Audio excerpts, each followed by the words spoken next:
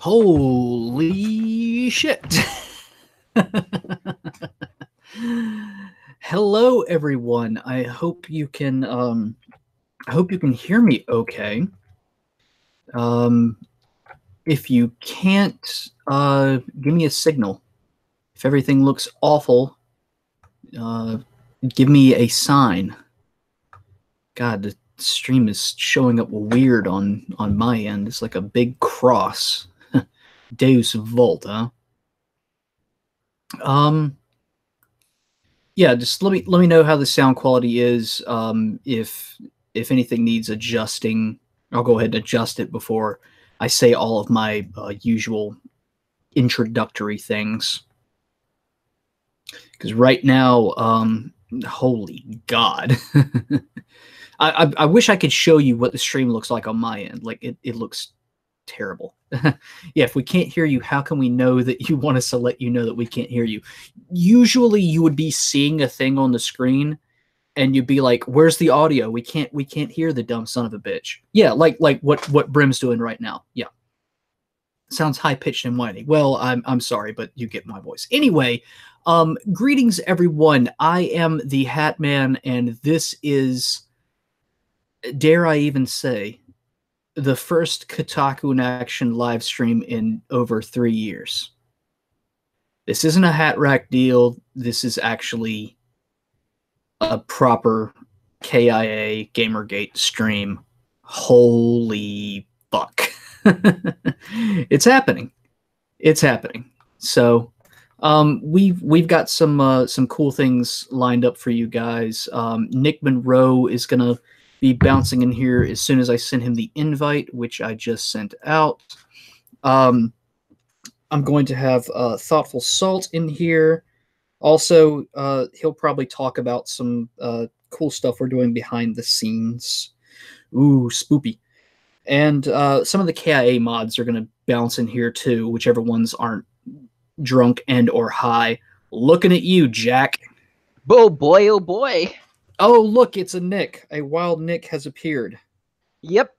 Nick Monroe / fart if you still live in 2014. Oh, God, do we still live in 2014?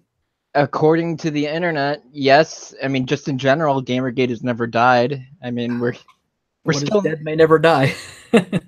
Somehow 300 shitlords were able to shitpost a president into office and change the world or something.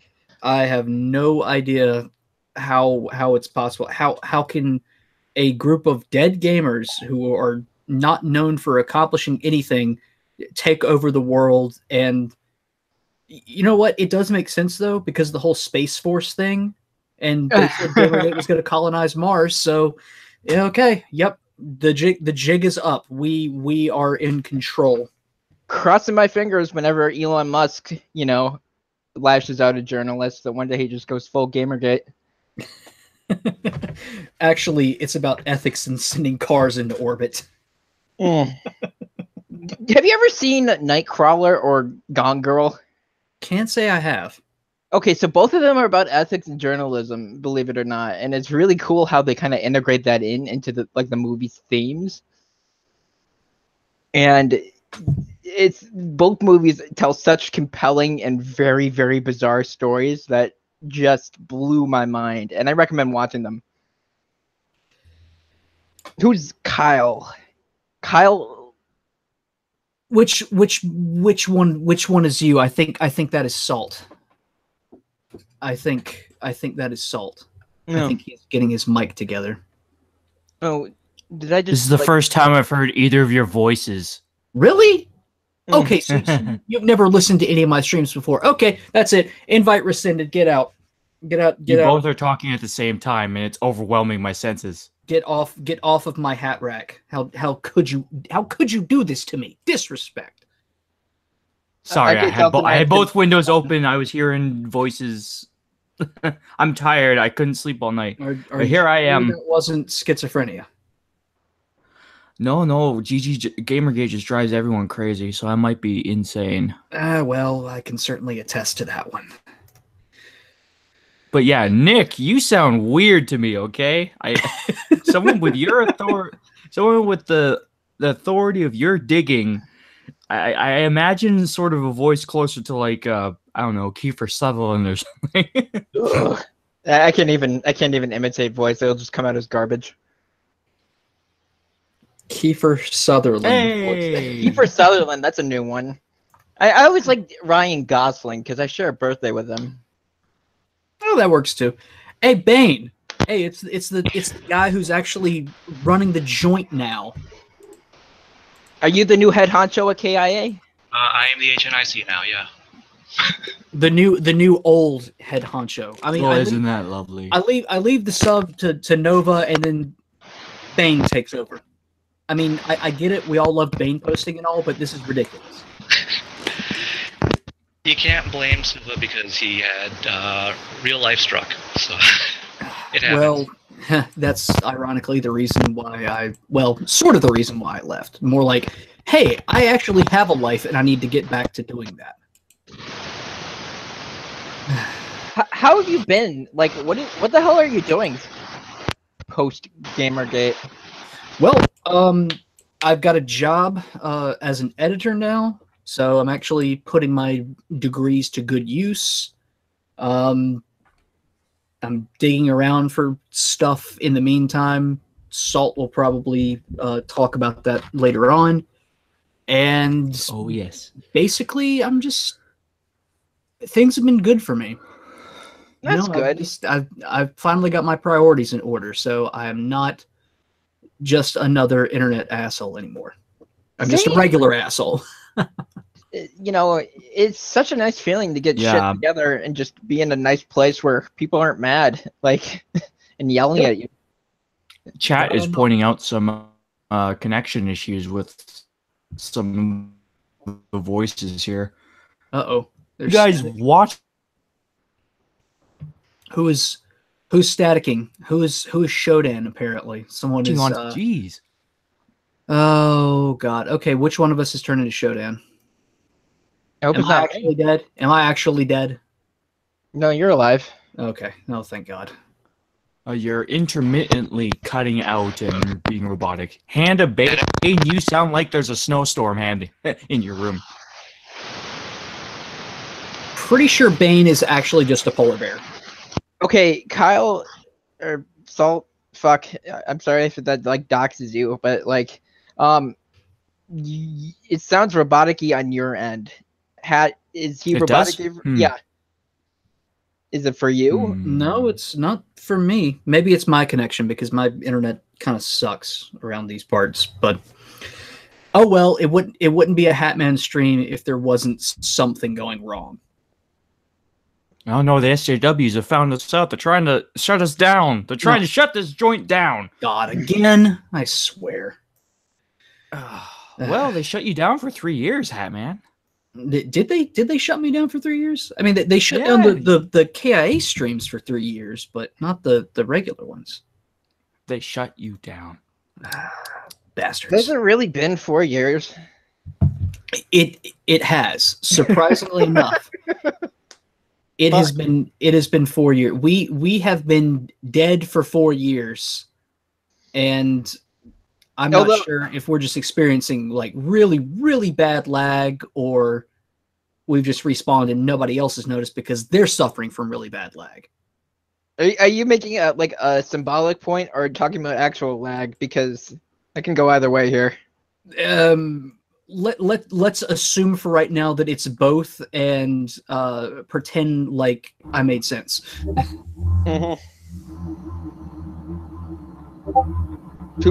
Who's the new guy? It's probably a moderator. Oh, it's Target on his laptop. Someone sounds like Cthulhu. This is just like a vacuum cleaner going on in the background. Oh my God! What is this? We have Cthulhu. We have a polar bear that's actually Bane. We've got not Ryan Gosling over here. Works. Everything is crazy. Anyway, we should actually start talking about things that are relevant to what the stream is supposed to be about. What is the stream about? Reminiscing. Yes, because it's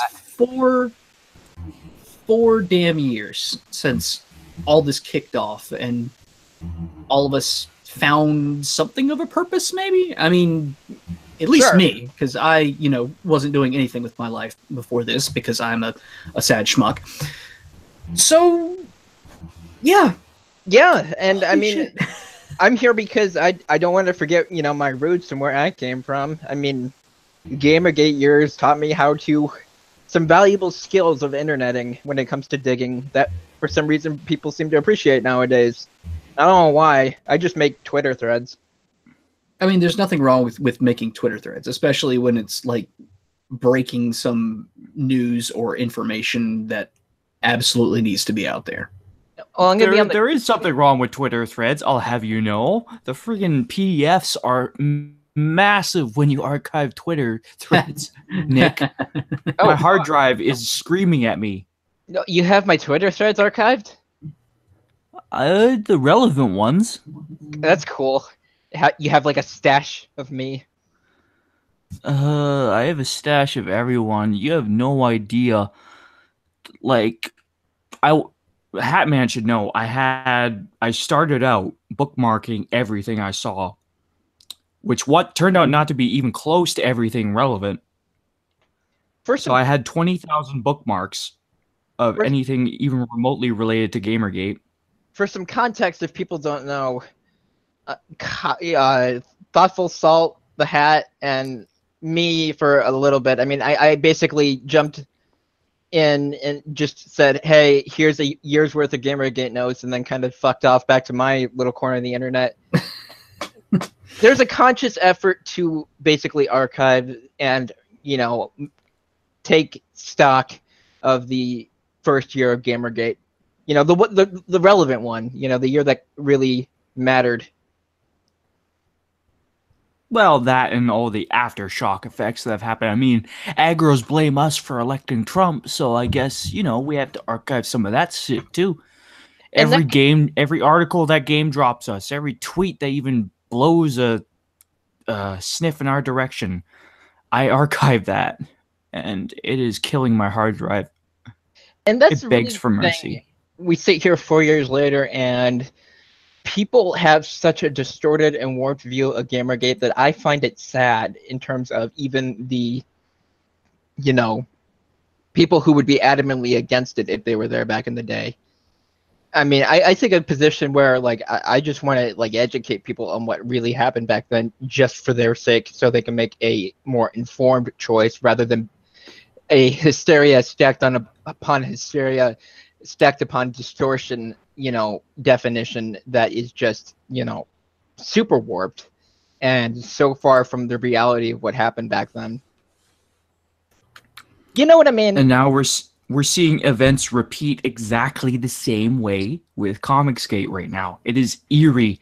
It is exactly the same. Well, it's not even Comicsgate. Like, now even Zoe Quinn is involved, for God's sakes. It's like, well, we're seeing it now with anime, with what's going on with Crunchyroll. We saw it a couple months back with Magic the Gathering. I mean, Christ's sake, like, yeah, it repeats itself, and yeah, people compare it to Gamergate all the time, but the tactics haven't fucking changed one bit. They haven't learned anything. They don't want to. I can't give away sources, but I have it on reliable authority that there is another Game Journal Pros group out there. Oh yeah, that's pretty much. That's obvious.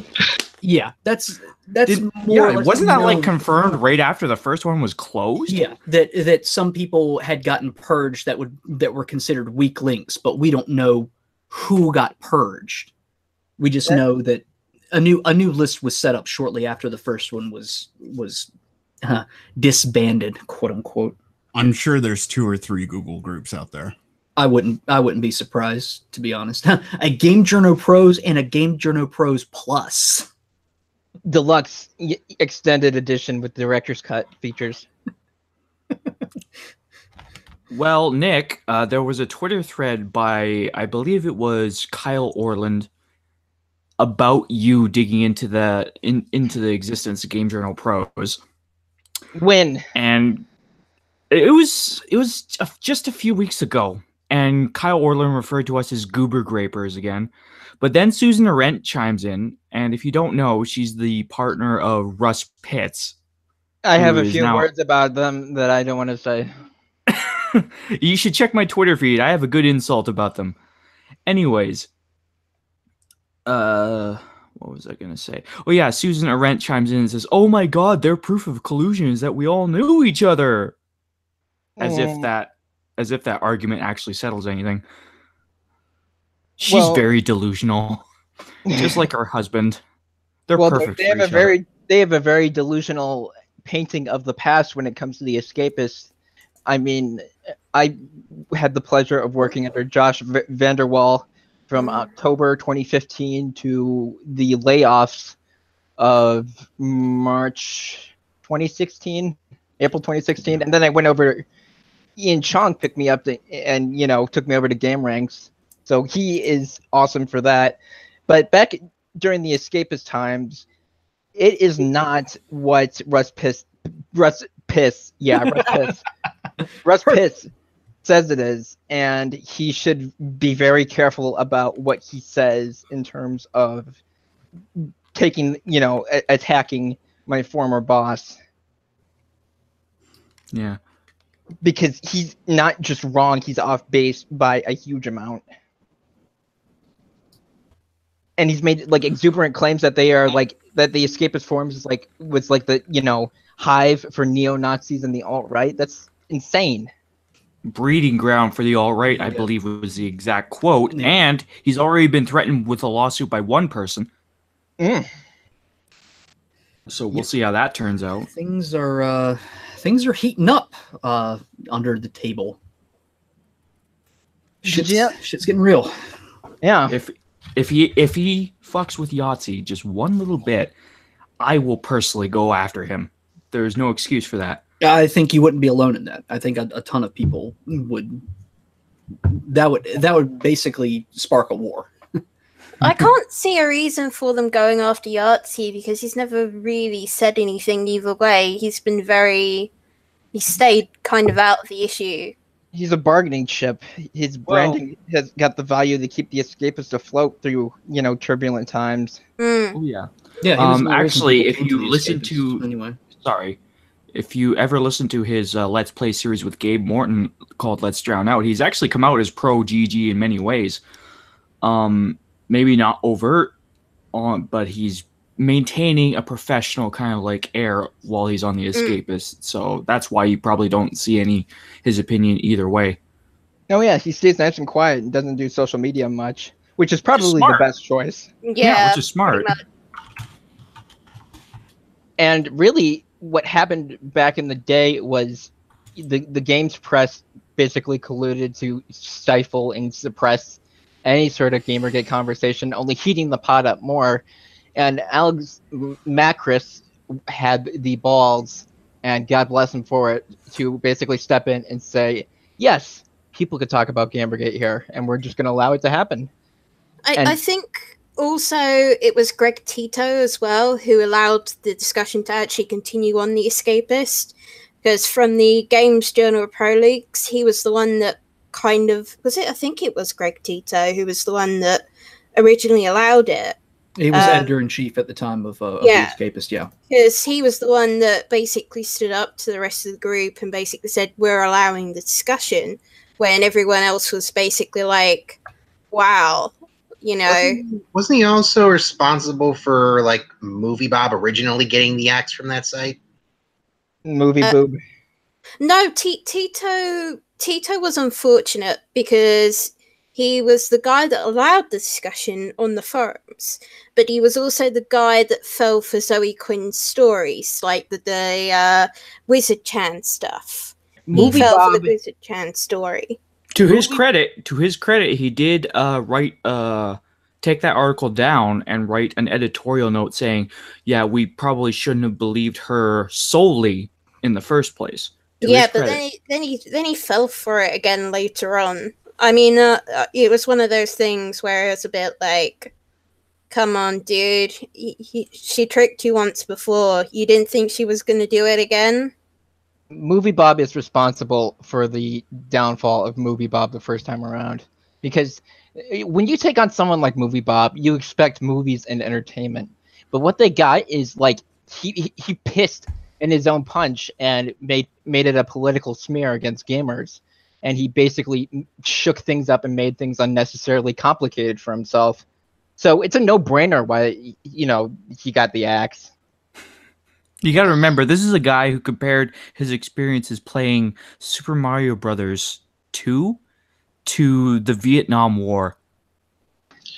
His eugenics obsession doesn't help. Oh God. No. And then there's the Devin Faraci. When Devin Faraci's situation first kicked up, Movie Bob was very familiar with Devin Faraci, acquaintances, friends, you can call it whatever you want. And I managed to screenshot the tweets he made of remorse on that situation. And he basically came into my DMs and said, "Take those down, dude." I basically, you know, allowed, you know, I took him down because he was very, I mean, he came out of his way to talk to me. And I think that was rather bizarre, but yeah, he's got his own set of closet skeletons going on by the sound of it. Devin Faraci is still gone, and that's nice. Yeah. I can't get that image out of my head. Oh my God. We're gonna go ahead and kill all of these Charlies because they are being led by a giant frog.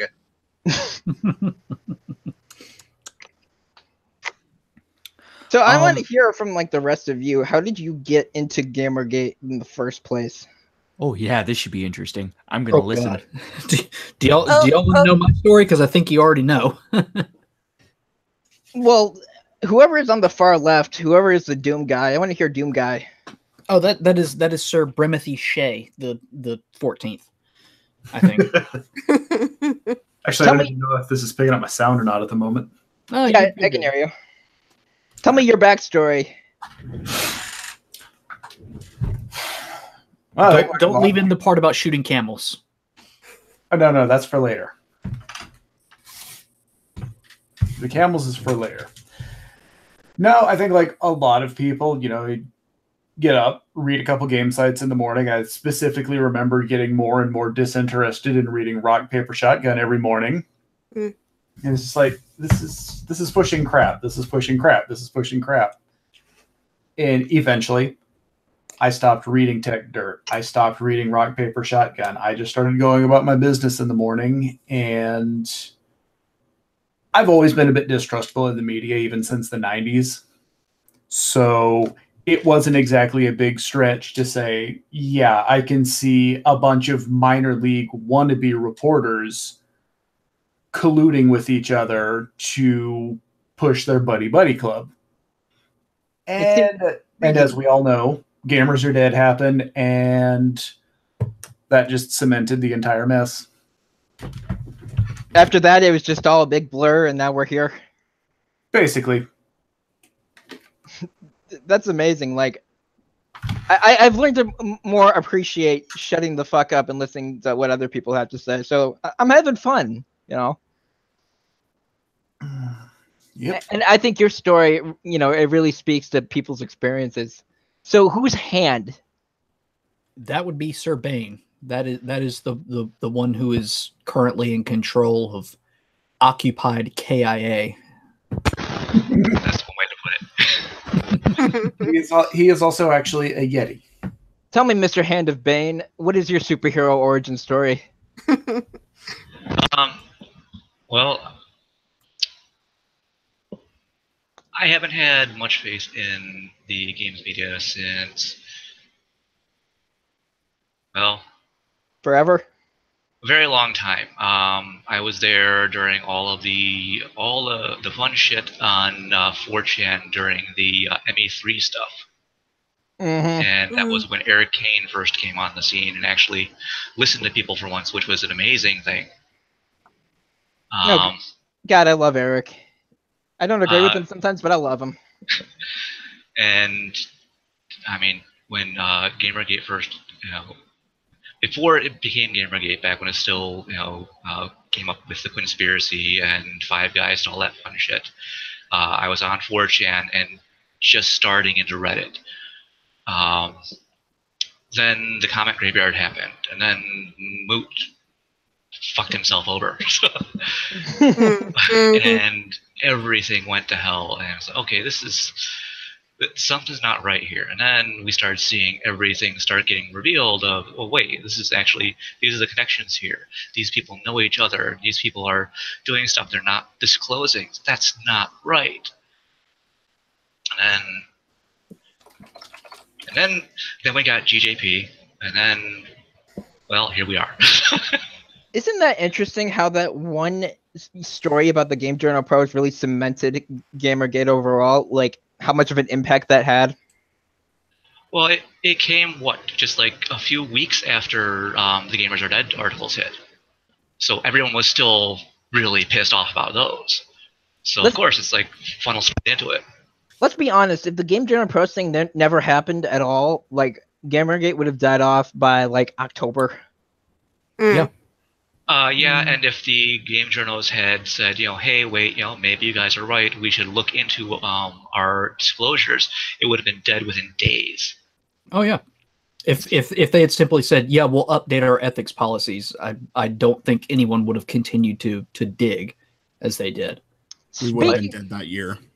Yeah. Speaking of the Game Journal Pros thing, can I tell you guys how disappointed I am to see what Milo Yiannopoulos has turned into nowadays? Like, I was gonna interject about Milo there for a second. Although all the bleach. I have his post haven't open. done everyone's stories yet, though. Yeah, I don't want to get sidetracked. Yeah, that's why I shut my let's mouth. keep doing it. We'll talk about Milo and all of his stuff later on. Hess, I believe you're up next. Go. Oh boy. Like Bane, I was on 4chan. I can't remember where I heard it first. It wasn't on 4chan that I heard about it, but I heard about it. I went to 4chan, and within the next week, Moot lost his shit. So then we made the move over to 8chan and also KotakuInAction. And so I was, active on V for a while, and then Gamergate, and then GGHQ when the Gamergate board got fucked. Ugh. That's a story within a story. Yep. And I was active in some digging, the triangles and whatnot. I was there mostly for Silver String Media stuff and to troll King of Pole. Oh god. His story in the end of that, what King of Pole and King of Paws ended up as still amazes me. And I found an anti-Gamergator the other day not the other day, it was a while back. I'm not gonna say their name, but when I found out they transitioned to a girl, I'm like, what? I had to like ask myself, did Gamergate do that to you? Which one? There were so many. Was that Izzy, or am I thinking of somebody else? It was some guy named Desert I don't know. That sounds familiar. The name sounds familiar, but I don't remember them very well. I remember a Stone Fox, but I think that's somebody else. Everyone remembers David Gallant and his masturbation to Gamergate. Oh. Everybody remembers that one, right? Unfortunately, I've got that one image burned into my brain. The one with his butt. The one with his ass cheeks hanging out in the wind. Oh, yeah. God, stop it. What was funny to me was that some guy against Comicsgate did the same thing. It's like, why are they copying the same things that anti-Gamergate did? Because they're unoriginal. Well, the irony is unsolicited dick pics are the worst form of sexual harassment, and yet unsolicited anus pics are something we just gotta tolerate, I guess. Fairly certain that's what Sargon got his Twitter banned for also. He got hacked, and then there were dick pics or something. I don't remember. No. What happened what happened with Sargon was he got mad at people because he thought that he had alt-righters following him. So he freaked out one evening and he just started posting gay porn at everyone. I had to mute him after that because, I mean, you know, there's only so much gay porn you want on your timeline. Tasteful gay porn, I see. I'm going to ask James for his, you know, biography story so we can, you know, get away from the lewds. Yes, please. Well, mine's a little bit tied in with Becky here. Initially, she had linked me to the Zoe post, and I hadn't wound up reading it in full, and I ended up thinking, wow, this is some absolutely shitty behavior, and it has so many implications. At the time, I had just recently graduated from my own game development degree. So to think that something like this was happening in the gaming scene that I wanted to be a part of, it just felt like it was a betrayal to what I'd known. But then I end up days later finding out about the whole Gamers Are Dead explosion that happened. And I ended up being involved, and Becky ended up being involved. And it's pretty much been that way ever since. Isn't it weird how before Gamergate there was this delusion that everyone had their shit together? Like, if you think about the paradigm back then, everything. Oh God. Yeah, that reminds me. I was just so blown out of the water when I ended up looking into the indie game dev scene with the whole IGF thing and the IGDA. And we ended up finding out more about Phil Fish than we had even suspected. Because for one of my classes, one of our assignments was to watch this movie that's free online, some documentary called Game Over, I think. Where it basically tried painting Fish in a sympathetic light, just not even acknowledging the shitty business decisions that he did. Oh, God. Jesus. Yeah. Phil Fish, there's a name I'd completely forgotten about. He How can you forget Phil Fish? Blowfish. He is such little consequence to this world anymore. He's not even worth remembering. Yeah. He does nothing. He does absolutely nothing.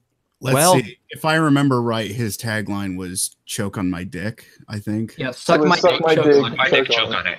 Yeah, it was. Yeah, like I said, suck my dick, choke on it. That's what he said. It sounds like a line from The Room. Yeah, to be fair though, he did create Fez. So to be fair though, he did. You gotta be remembered for something. He made most of the stuff for Fez. Like, I looked up a lot of his history. What unfortunately, I can't dig up the. Oh no, she died off. Now, but during the creation of Fez, he just keeps asking people in this forum to help him out with graphics and the engine and stuff.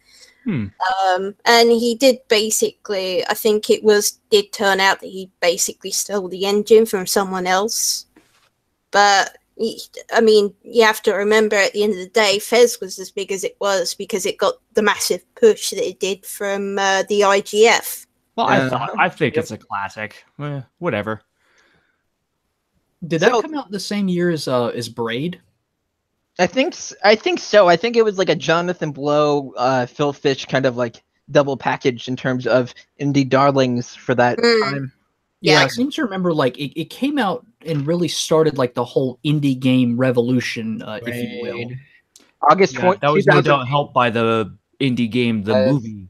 Like, I could have sworn that Fez was the big darling for that bit of conspiracy, and then the following year, Braid ended up winning people over. Okay, I looked it up. After. Okay.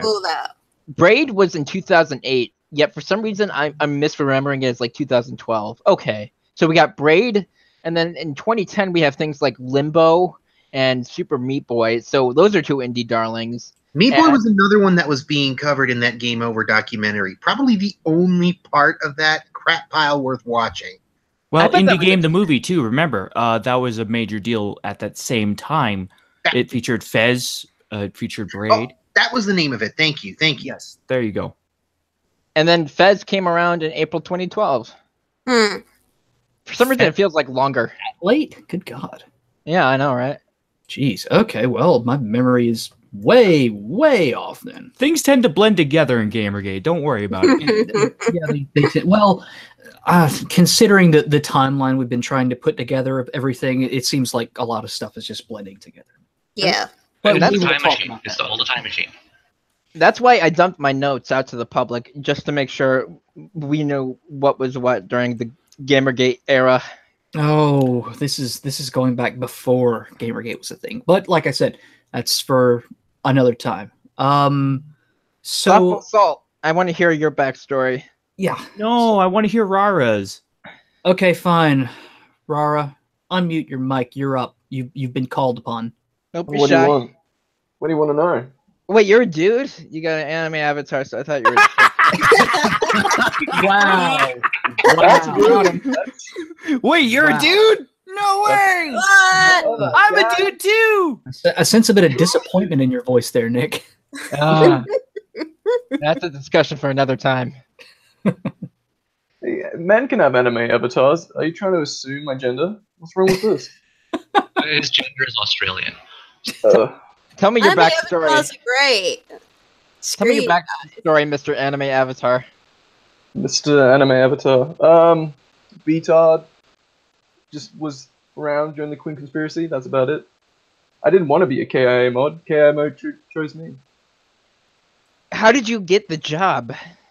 Well, actually, I wasn't meant to. I was like the oh shit mod pick Okay, so 2 years ago. you know how they used to recruit sailors for ships back in the 1800s? We just No. kind of showed up at his house with a bunch of bats. Well, how did you get him out? Do you still have the bats? He yelled at me. Yeah, we just beat him unconscious and dragged him onto the mod team. Now, hold on. How do you beat somebody with a bat? You think they'd be kind of small for that?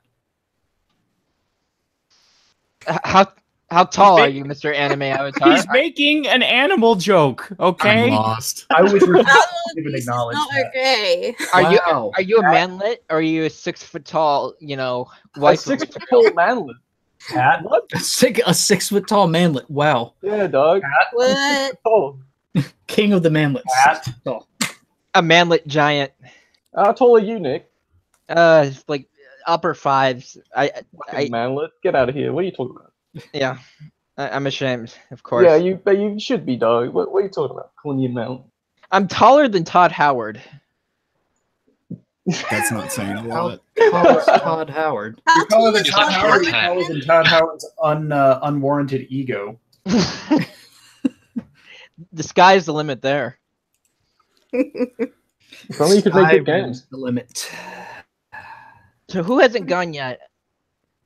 Everyone has to go. Let's break the ice. Let's Oh bond. God. I guess I technically have to go. Okay. Oh, well- sorry. Let me just quickly interject. I only passed the buck to Rara because on my screen on the Google Hangouts, I'm last. So Oh shit, that's right. Yeah. Yeah. Go ahead, Thoughtful Salt. well, no. Let Hat do his thing. I'll go last. I volunteer to go last. Fine. Okay. Fine. Okay. So I'll tell the parts that people don't really know as much first. I used to be a starred commenter on Kotaku way back when that was a thing. Oh, wow. So believe it or not, I spent a lot of fucking time there. And over the years I was like, this place seems to really have a hard-on for Anita Sarkeesian. Wow. This place is getting kind of shit. Who is this Patricia Hernandez person? What the fuck is going on with this shit? And I just sort of gradually stopped going to Kotaku for gaming news and shit. And that's basically when I exclusively stayed to V, if I ever wanted to know anything about video games. As far as when Gamergate came about, I was primarily spending time on KotakuInAction on Reddit because I had just become a mod, I think, a few months beforehand. And sure as shit, the Zoe post got posted there after being posted to V, and shit sort of blew up.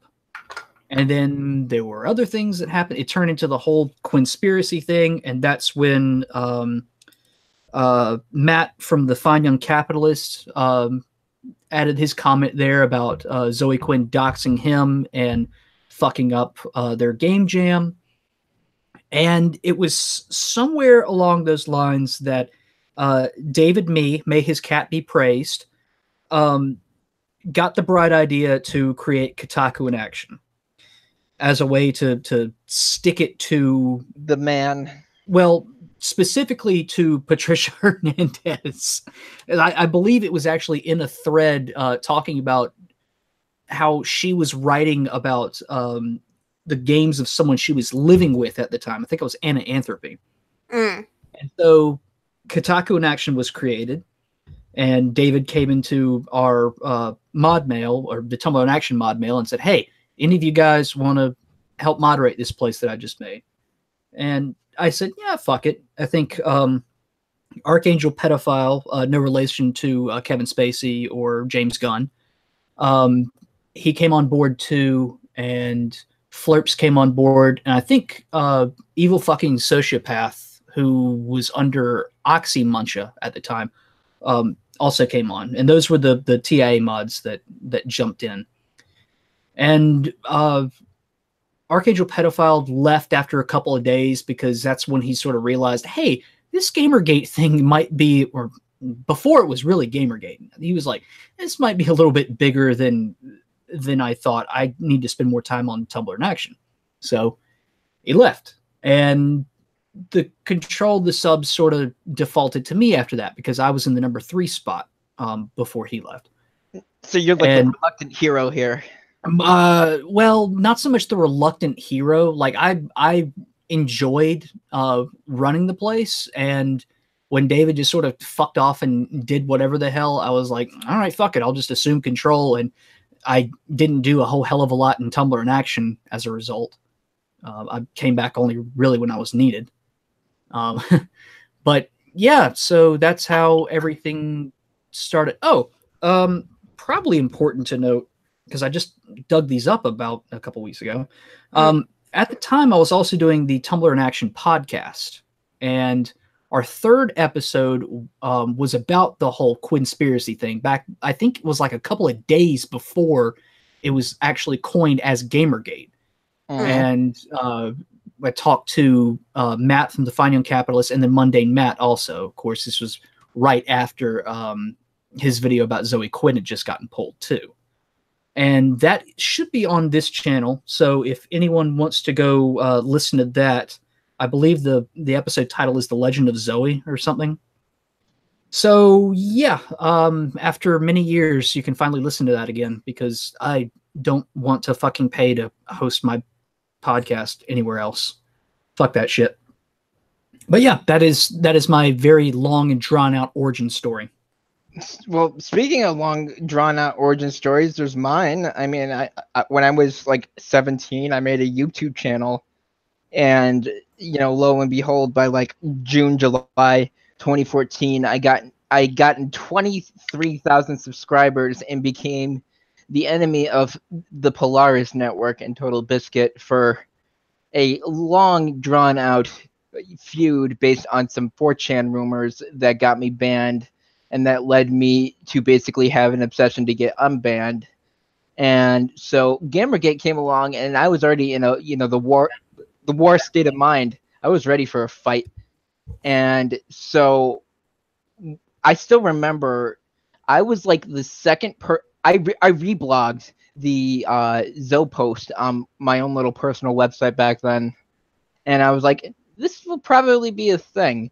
And lo and behold, it was. And I mean, regardless of my setbacks with the Total Biscuit thing, people think I'm convicted for stalking or something. Like, no. You can go look that up anywhere. I'm not convicted for anything. I just thought I'd clear that up for a sec. Seems important. But anyway, Gamergate was really a trial by fire for me in terms of learning how to dig properly and what people actually give a shit about. Because information is information, and that's something you got to take at a lateral face.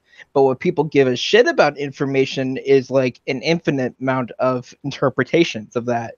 So really, it's about striking a chord with how to express that information to people in a way that they see it as interesting and relevant. You get what I mean?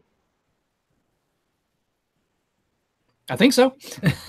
Anyway, so really, the Gamergate years taught me that I could do better if I got some actual experience at an outlet. So I did my 6 months at the Escapist and my 6 months at Game Ranks, and then I didn't break my arm. I ripped my tricep tendon after falling off a roof. Ouch.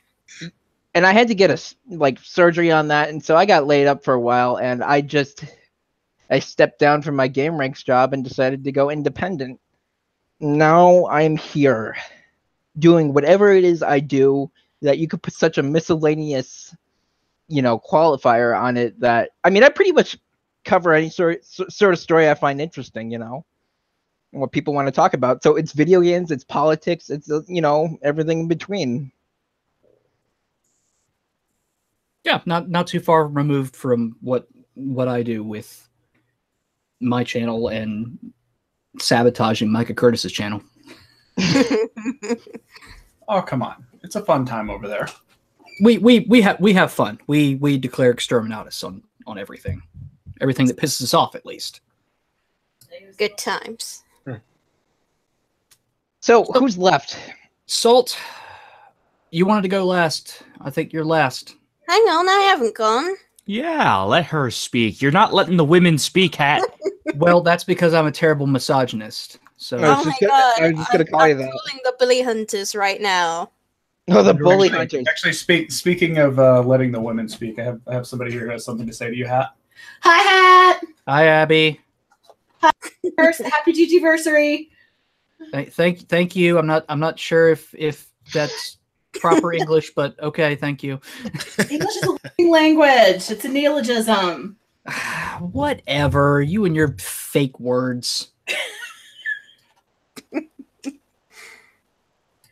This is what we call an in-joke. Maybe. Just wait till we get to the part about the camels. Oh yes, they're shooting camels. That's an in-joke, but we'll get to that later. Story time. All right, so I'm Becky, and Jim is actually my fiance. We're actually in a long distance relationship, but that's a little bit of an aside thing. I have always loved gaming. I've got dyspraxia, so for me growing up, I was always a little bit different from other girls and boys. Gaming was really a big escape for me growing up because I got bullied a lot. And I read gaming magazines growing up. I used to buy the official Nintendo magazine. I used to read computer and video games, most of the big future magazines that were published in the UK. And sort of pre-Gamergate, I was actually quite involved in sort of the various gaming communities, and I followed a lot of the writers on the gaming media side via Twitter. So for me, it was quite interesting seeing things happen as they unfolded. Because I'd been about on Twitter when things like the Doritos Gates scandal had started, and when some of the more UK localized ones started, like when Robert Florence did a huge rant on Eurogamer about the state of games journalism. And it's still quite interesting to me that when they were talking about improving ethics in games journalism, they outed a woman, Lauren Wainwright, for advertising for Square Enix Tomb Raider series, and they basically kicked her out of the industry. Now, none of them put their hands up to say that they'd done anything specific. They just went, "Oh, we've all done things, but that's okay. we've kicked this one woman out who was doing something. And That's called a patsy. Yeah, basically a patsy. And then the guy that runs Rock Paper Scissors, John, what's his Walker. face? John Walker. He used to make editorials about how gaming journalism had to be better and so on, acting like the big granddaddy. I'd noticed, and I knew that there was a bit of a feeling going on within those circles. Writers were starting to get a bit more bitter about their lifestyles. I knew a few that sort of went between posting game news and then getting really irritated when gamers were getting irritated at stuff like Mass Effect 3. But you know, you thought at the time you sort of went, that's just games journalism, you know? We all laugh, we think, oh, it's all just going to pass, move on. And then the Zoe post happened. And the Zoe post hit me quite hard because I had been in an emotionally abusive relationship similar to what Aaron had experienced with Zoe. So for me, reading the Zoe post, it was like, yeah, what happened here wasn't cool. But the problem is, when you've been in an abusive relationship, a lot of people don't understand what abuse can look like. So, sort of, I started going around saying, because by that point, people were starting to go, hey, it's not any of our business, they're dirty laundry. You know, it's this one guy that's really angry that his girlfriend cheated on him. And it's like, but you haven't read the messages and understood the context behind it, because, like, there's a lot of, she tells him to not worry, she tells him everything's fine while she's going around screwing dudes. And that can really mess with your head, like proper gaslighting. And so people start going, oh, we can't talk about this, it's sexist to talk about this. But I'm like, how is it sexist to talk about abuse? If someone is going around abusing people, shouldn't they know? Like, shouldn't they be aware that this person may use them for their skills, and then they'll probably not help them out later on down the line? And that was an interesting 48 hours or so, because I remember the thread went up on our games and they deleted everything. And then after that, they then moved on to basically deleting discussion everywhere. So you had to move on to 4chan. And I moved on to 4chan with a lot of the other people. And I read the conspiracy threads. And it was amazing overnight, because all of these people that I'd known from reading magazines suddenly all changed overnight. All of them. People I'd known for years, people I'd sort of looked up to as writers, just suddenly all went for the gamers are dead angle. And I remember trying to talk to John Walker, who I thought would be a reasonable voice. All of them said to me, well, you guys are doing harassing things, you know, you're all bullies. And I'm like, I'm literally here telling you that I've never had a problem within the gaming community. And it's true, I've never had a bad experience with gamers. Not until Gamergate happened. Then I had bad experience with gamers, because people suddenly wanted to tell me how I should think as a woman about how things were going on. Never mattered before. The two of us got shut out of so many damn communities. Our own Sonic community, where we had first met up online, different Sonic communities that had long legacies, a specific group of people that were hunting, that were basically trying to pursue this guy who had been grooming some of them beforehand, but that's a whole different story. Basically, everybody that we had either supported or had been positively interacting with online turned tail on us and accused us of the worst of things. Ugh, I hate stories like that, but it's the Sonic community, so it's kind of autistic. I mean, Well, I mean, I'm on Spectrum, so it used to be MySpace. I never had a problem with those people. I've always been very supportive of people. But to be fair, it didn't really get bad until after Trump was elected. After that, because a lot of people had somehow come up with the idea that Gamergate led to the alt-right, and yes, it the left. yes it did. Yes, it did. Yeah, It did, but it's not like we're all now Trump-loving, racists. It's more like we spent 2014, 2015, and 2016 dealing with the left basically telling us as women how to think, telling minorities how to think, and if you didn't think the way that the left wanted to think, then you weren't the right sort of women, you weren't the right sort of minority, you get rejected. I mean, I would go up to people and I would talk to them on Twitter and basically say, look, I'm a woman that supports this. I've never had a problem. And there were other women there saying we didn't have a problem. I mean, we had the HuffPost event where about 4 women came up to talk. Jenny Barrage, Georgie on the Go, and Jenna Moo, I think her name was. And I'm sure there were way more people that would have felt that way as well.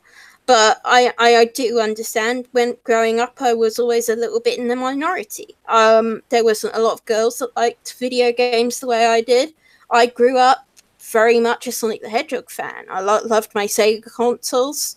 Eventually moved on to Nintendo, and now I'm basically PC Nintendo. But video games were a constant for me, and they were essentially a space for me because when you're on Spectrum, it's very hard to deal with people sometimes. Well, People can, huh? Well, Becky, I'm about to rock your world because I found my old conversation, like, I saved a snippet of the conversations I had with Boogie2988 back in the day. And I think I'm going to talk about this because it deserves to be cleared up a bit.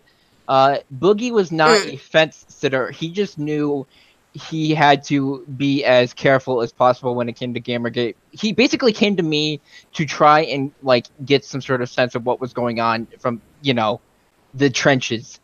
And part of that, as I read over the other day, when looking over this conversation I had with him, he basically told me that his contacts in the AAA companies and all that, the console makers, Microsoft, Sony, the like, they are pragmatic when it came to Gamergate and their treatment of it, much like how Boogie was, like in his, attempt to have a discourse.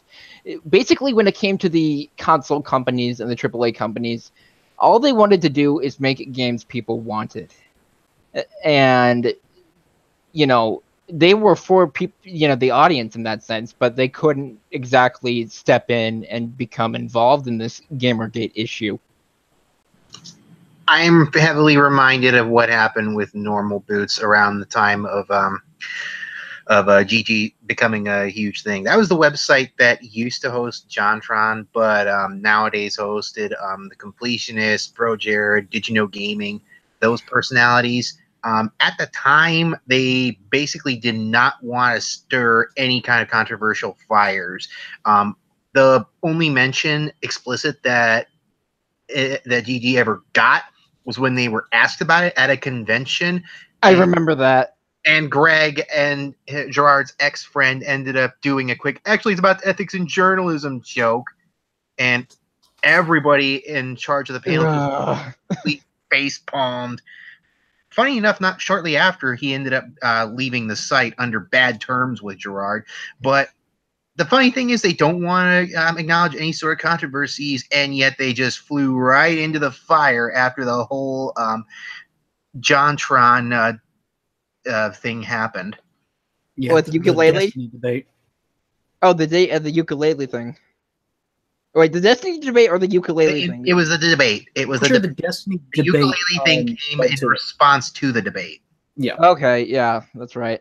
Ugh. Everybody decided to burn bridges with them, and their site ended up doing so badly that they had to do a retool that they launched in just the past month. I wish them luck with that. I mean, you got to give them some slack. I mean, everyone's human. I mean, but it's you don't want to betray your friends either. I know it's a dick move. Yeah. Oh wait, do we have one more person to tell their story? Yeah, Salt. You don't have any more excuses. Go on. Oh, he's got to get a beer ready. Give him a second. Let me tell you a tale that will take you back years. Okay, stream over, everybody. How my life got turned upside down. No, I forget the. I'd like to take a second and sit right there and tell you how I became the No, all of you, okay, all of you are embarrassing yourselves. Salt, go. Okay, so this is also going to be partially the story of Gigi Historia. It's just a small primer.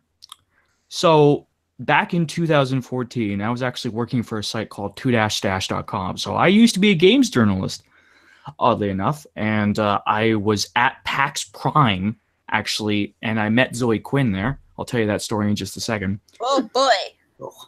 So why are we still giving her attention? Literally who?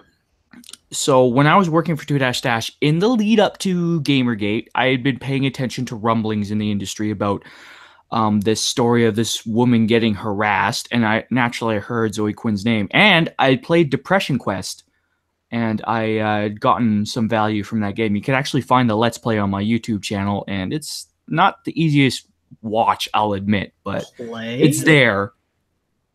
Let's click. Let's read. Yeah, it is more of a let's read.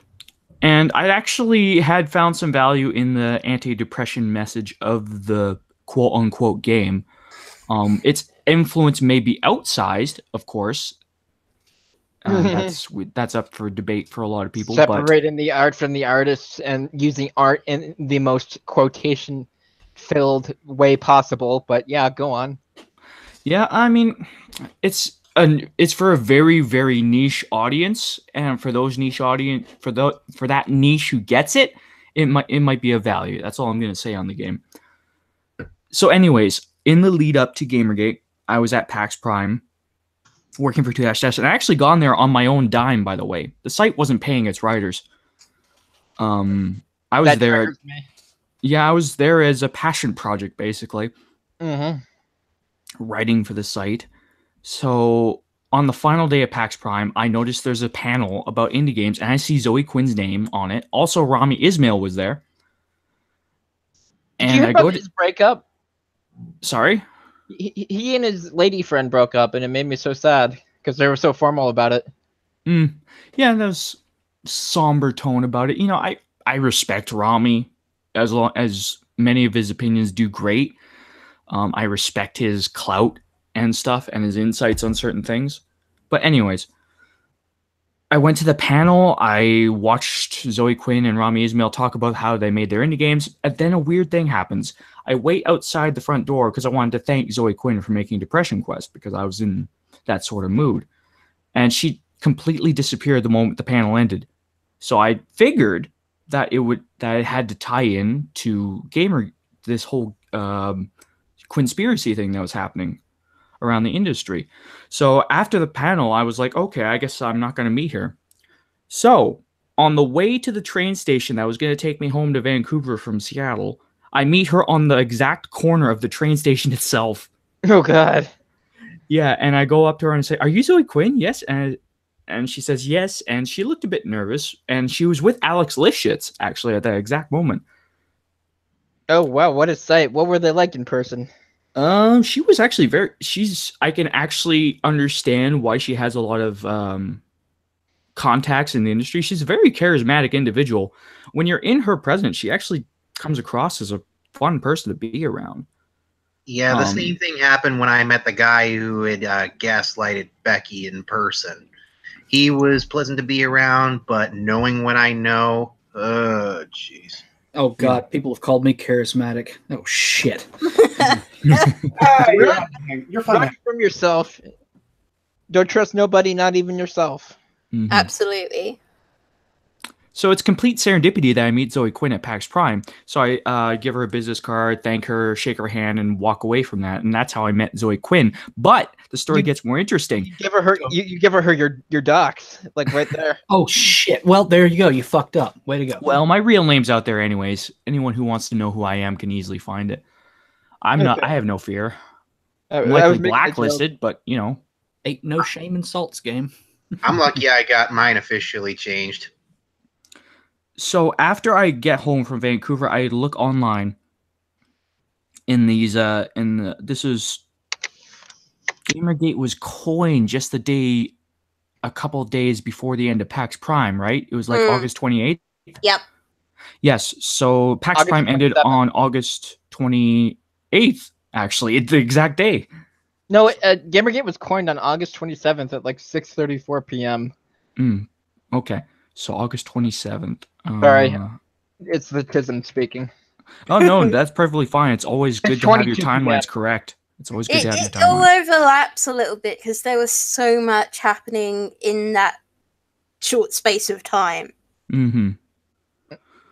But I stumble upon Alex Lifshitz and Zoe Quinn moderate. What was it? Like coordinating information and stuff at a bar. You were there? You were there? No, I stumbled across pictures of them. I Oh, only when they were watching the hack live. The hack. Yes, yeah, that was it. Yeah, 'cause Sessler was there too. Doing And then cocaine.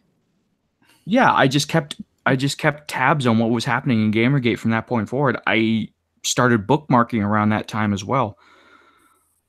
And then the 2-dash site owner, Chris Jensen, actually came out and supported Gamergate. And I actually wrote a few articles in support of Gamergate that got a few views. And ever since then, I've just been like keeping an eye on Gamergate. So now Gamergate Historia, I'd actually been kicking the idea around in my head for at least a few years. So I just started this Discord server where I was like, okay, I want to archive the history of Gamergate so we can understand what's going on here for posterity. Prosperity. Yeah, posterity's sake. And then it just sort of ballooned from there. And now we have a few very good diggers such as Nick and Hat. Well, I basically just blew my load, gave you guys my year's worth of notes, and then fucked off. But well, you can still participate in the server, you know. Cool. I mean, if you need anything, just let me know. I'd probably find it. I pinged you several times, you jerk. Fuck, I never checked Discord. Tell me on Twitter, and then I'll jump on Discord or something. Okay, fair on enough. Discord at Noted. work. Ironically enough. You can also be a little bit modest, but at least they know that Becky is a very good digger as well whenever she latches on to a subject. It depends. I can be a very good digger if I'm in. Like I've dug up stuff before, like Zoe's old Bodley blogs. I've gone through Phil Fish's history. I wish I could find his Deviant art again because that was also quite interesting. Because originally he was an artist. He wasn't interested in video games at all. The video game stuff came much later.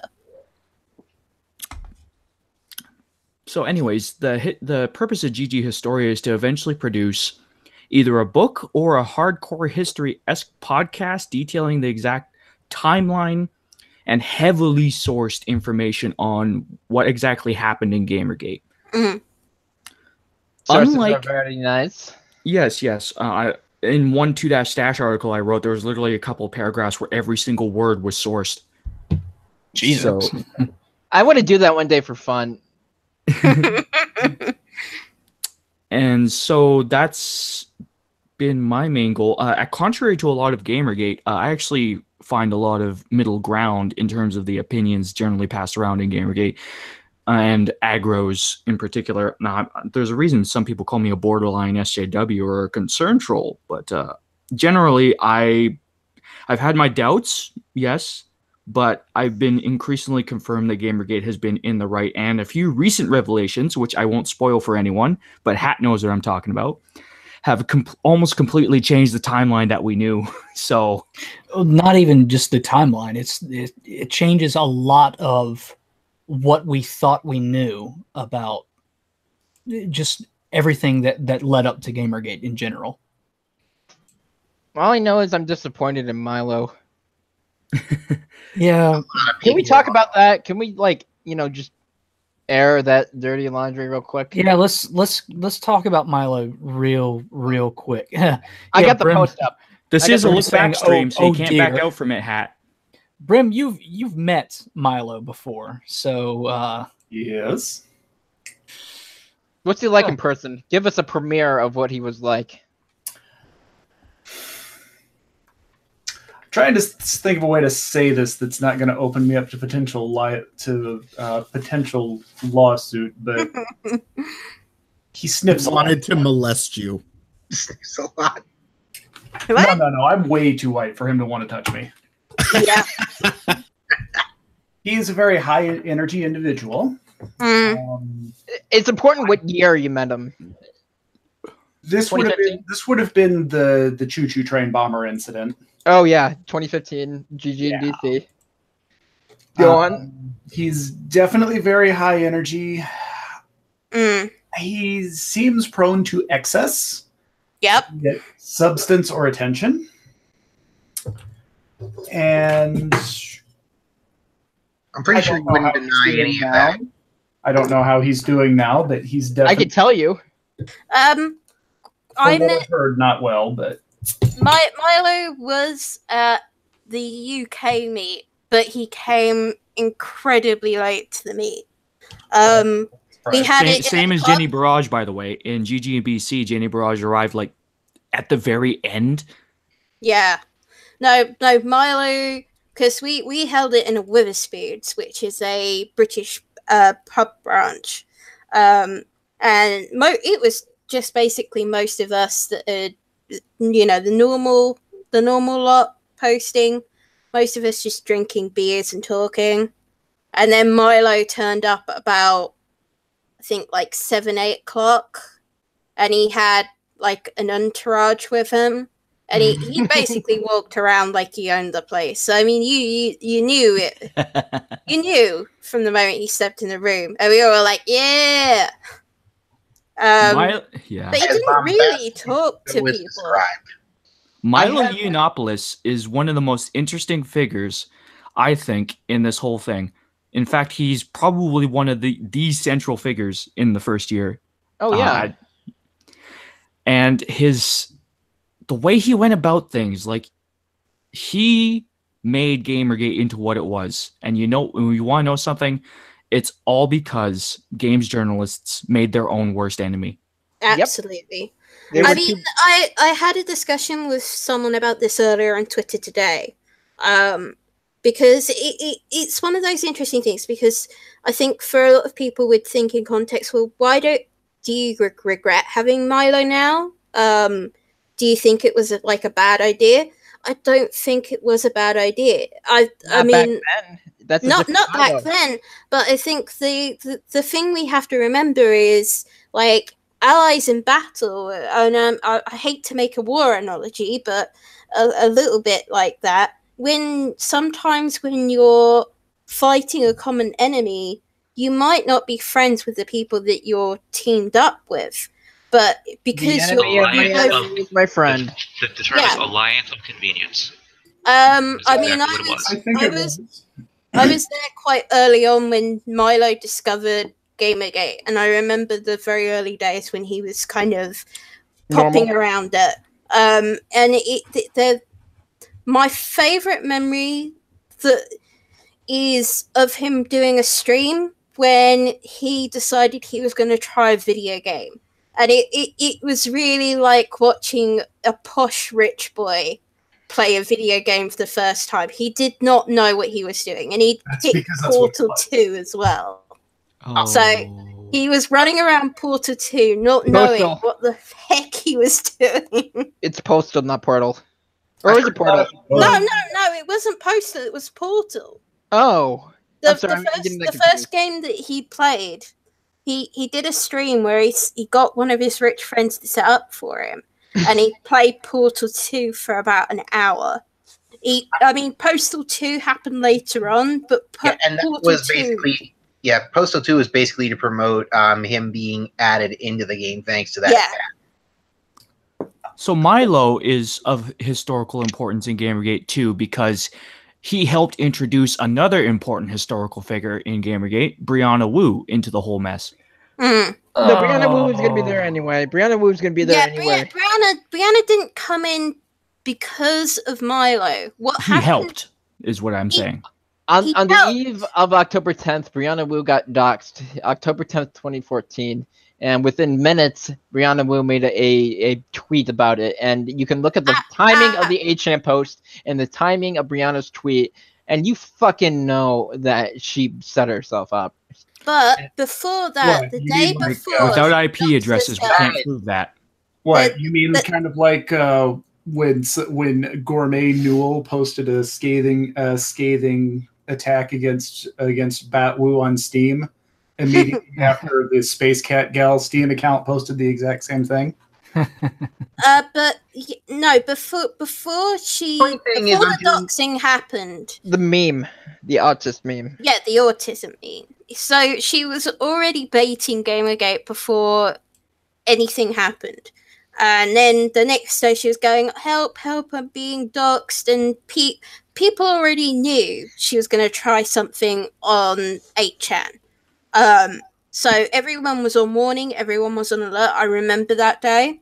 And I remember that the mods had said that they'd already taken down a post that they sensed was trying to target Brianna, and they couldn't say whether it was her or not because of the nature of the image board, but it didn't really jive in with what we already knew, because even when we were back on 4chan, during the conspiracy post, we were very much like, we don't,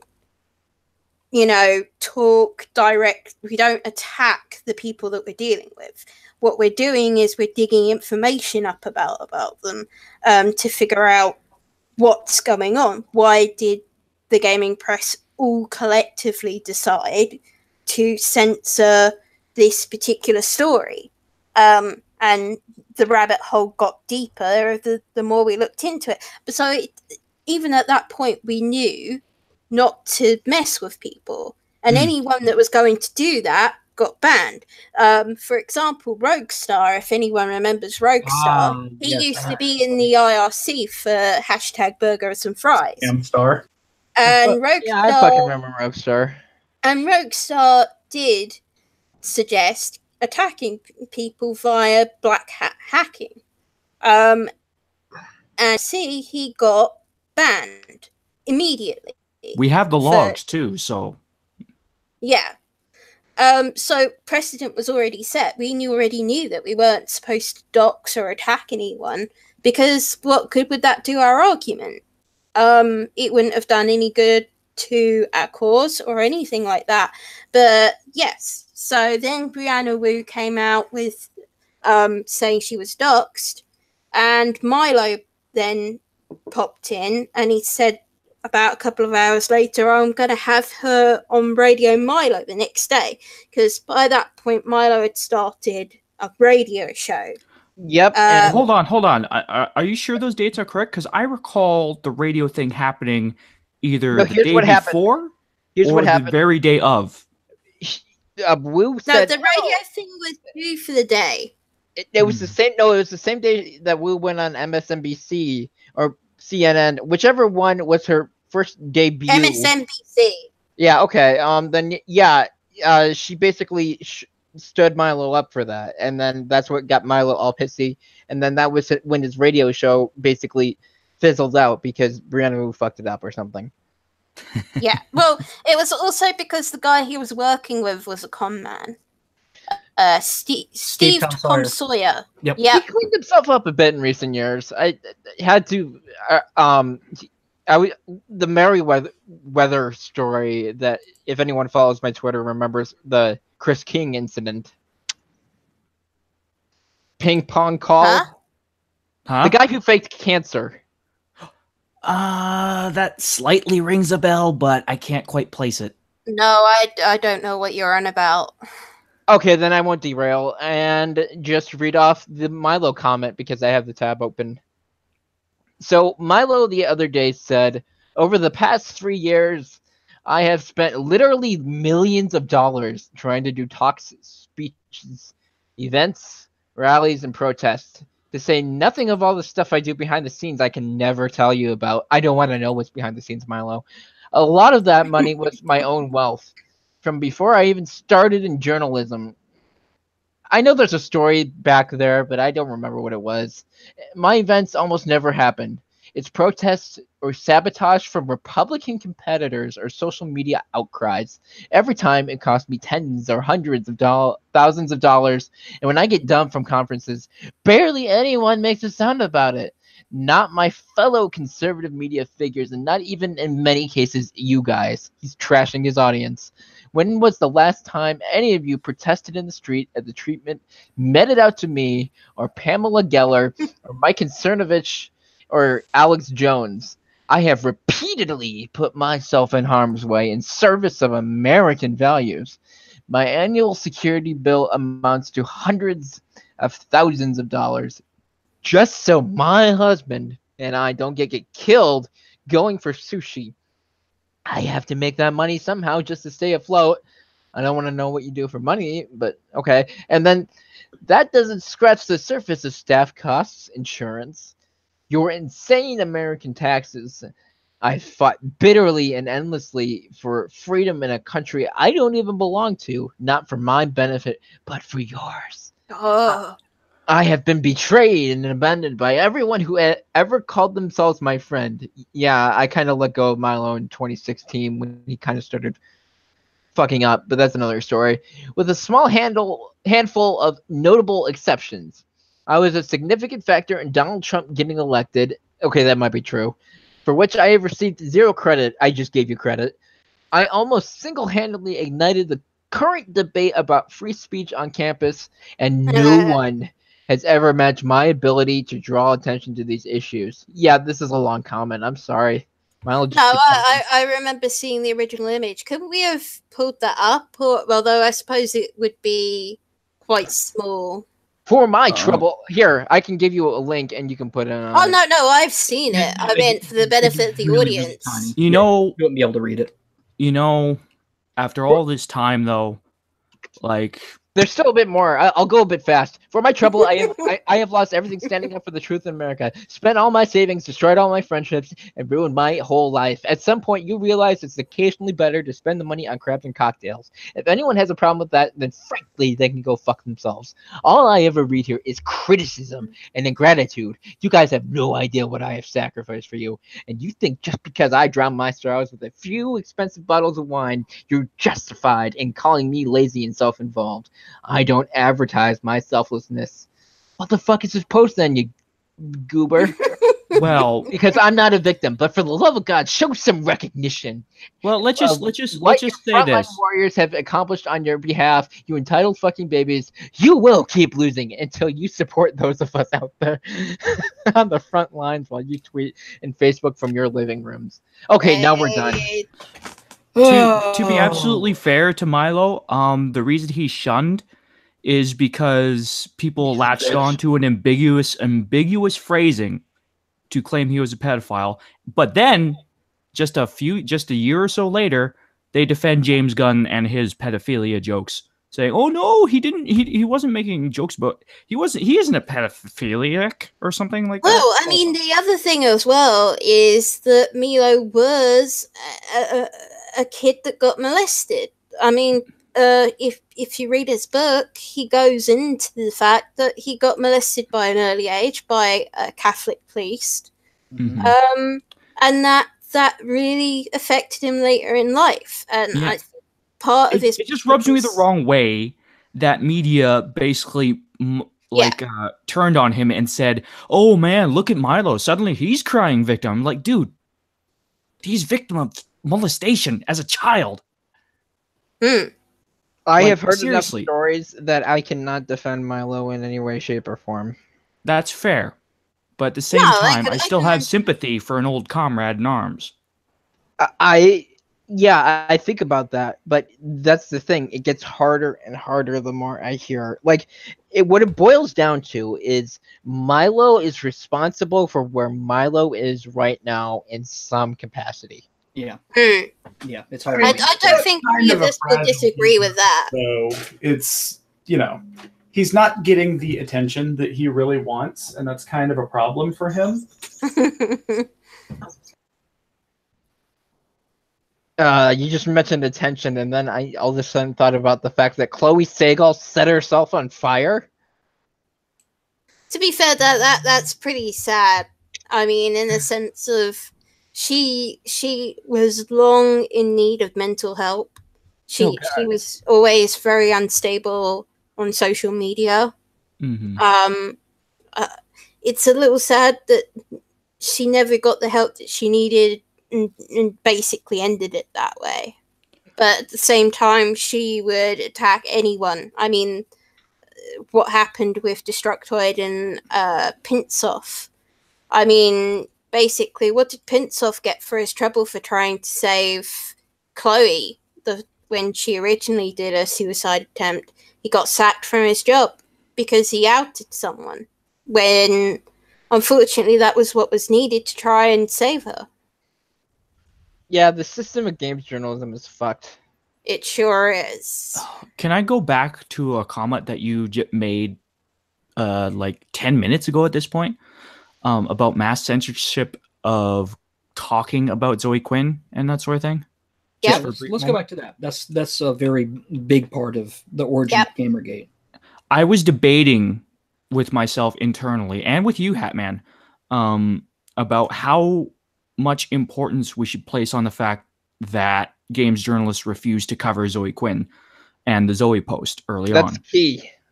Because you'll notice that mainstream media tends to do this, not like discuss a lot of details in the case of rape victims too. So I'm thinking my theory is that games journalists thought that this was an analogous situation, and that's why a few of them didn't want to discuss the Zoe post in any way until it got big enough where it couldn't be ignored. I've reviewed, like, I asked Usher to just hand over some Game Journal Pro archives for me to read. And the truth of it is that what we saw back in September 2014 was just some of the most juicy and relevant bits. For the most part, these fuckers are boring and up their own asses, smelling each other's farts. Like, they just jerk each other off in each other's work just habitually. Yeah. Honestly, I think you might be giving him just a little bit more credit. Journalists would have to be smart enough to know what an analog is. What I do think they might have known was the value of those types of stories as clickbait. Oh, yeah. Yes, but also I don't want to reveal my source on this, but I do have it from someone who was Facebook friends with Zoe Quinn, that a lot of the games journos, at least the ones that were on the Game Journal Pros list, were friends with her on Facebook. So they were aware of the situation as it was developing, because she more or less made it public. And they did not want to talk about it, mostly because she wanted it to go away, as it were. Yeah, which is where the analogous situation comes into being, right? Because a lot of mainstream media outlets won't reveal a rape victim's name unless they choose to reveal it themselves. Well, yes, but it was more of like a request from Zoe to not have it. Well, and I then mean- Anita Sarkeesian releases her Tropes versus Women video and somehow gets enough harassment from it to be forced to leave her home. And then suddenly Zoe Quinn says, I've had to leave my home too on the same day. And She went to then that's Europe. when articles happen. Yeah, she went to Europe. Just like when Brianna Wu said that she had left her home in October of 2014, she actually went to New York Comic Con. Yeah, that's a whole nother can of worms. Yeah. Wait, wasn't the going to Europe a vacation that had already been talked about 6 months in advance? Yes, that was talked about well. It was mentioned in the Zoe post because Aaron mentions and you have Twitter towards the archives from her end. too. Yeah, and then you had the screenshots from Wu of her supposed hotel room that she was working out of, and then she has a video interview that basically proves that was actually her home. Yeah, that was her office. She admitted to it and then said, I needed a good backdrop. Ugh. But I want to make it for my clear. life. I need to go home for. I want to make it good clear. backdrop for my I love Brianna Wu. I fucking love them, and if they're listening to this, my heart goes out to them because you, Brianna Wu, are the Gamergate's greatest ally. Because we wouldn't have won without your help. You just made the anti-Gamergate side look so batshit insane that Gamergate gained the traction and the mainstream attention necessary to actually become a fully fleshed out movement. She had literally one guy running her campaign in Massachusetts for the Senate. Her campaign is still not over, by the way. I know it's primaries not are over, in a week, right? She literally had one guy trying to get signatures for her. And like she was even doing stuff like she'd tell them that she was coming to mass to do a speech, and then she'd tell the guy that was trying to get her signatures that she couldn't turn up, so he had to give her vote for me speech by himself. Wow. I want you to vote for me because I'm the best person ever. Wait, who wrote this shit? It was so bad because this poor guy, he's part of the local Democrats group, and the guys at the Democrats group basically all think that Brianna Wu is batshit crazy, and they think he's backing a losing horse anyway. So I would say I wouldn't be too worried about her winning her bid. Well, I hope shoots for the moon. I'm not worried. I'm looking forward to it. I want to see this train wreck continue. I want Wu to win so bad. She shoots for the moon because it's the most tactically valuable piece of land on the earth. No, don't drop rocks from it, man. That's Look, all you gotta do. I just want to know. I was promised a sequel to Revolution 60. Okay, I want to know if that has officially been shit canned now. Hey, I'm actually. the government's gonna make it now. Hat, I got a question for you. Oh God. So if Revolution 61 comes out, what do you think the highest difficulty will be? Will it be wife? Or will it'll be social justice warrior difficulty. There's no way that she wouldn't try to do that shit. But yeah, that Who couldn't even make a game now? She sacked everyone that actually had talent. well, yeah, she did. But I mean, You did a stream with her, you traitor. Yeah. Revolution 60 was What at was least that? a game. I can say that she's got that over Zoe Quinn. Revolution 60 is a game. Is Wu still paying the person to monitor the I want the social media Twitter monitor. that's in their The person that doesn't exist? Yeah, I don't Natalie. know what she's paying. nice She's mic, definitely Bane. not paying me anymore. I'll tell you that much. I think at this point she's actually paying in order to get sponsored for this stupid anti-political harassment movement going on that they advertised on Twitter using her as one of their examples. Anti-political harassment. Using Wu as an example. But no, that stream was that was interesting because I played Revolution 60 just on my own and was taking screenshots and like tweeting them out as I was going through. And then people said, do a live stream. I'm like, okay, I'll do a live stream on the hardest difficulty, which was girlfriend mode. I'm not making this up. I remember. I think I have a picture of that somewhere. You do. You still have that screenshot because I sent it to you when we went to go shoot camels. And all of a sudden, just out of nowhere, she pops into the stream. Totally unexpected. She tweets it out, so then I get like 100, 200 people watching it. And I'm like, what in the absolute hell is going on? And my frame rate quality is dropping constantly because my internet was so fucking bad at the time. So I'm trying to keep up a stream and play through this abomination of a game. At least it was more enjoyable. At least it was more enjoyable on the harder difficulty because you actually had to try with it. But still, that doesn't do much except for make the combat a little. Actually, no, I hate the combat system in the game. Anyway, afterwards, what is compelling about Revolution 60? What is there's nothing. Quality? There's nothing compelling about it. The story doesn't make any sense. No, it doesn't. I had no idea what was going on the entire time. And then the end of the game had the audacity to say, by the way, if you want to know more about the plot, buy the ebook.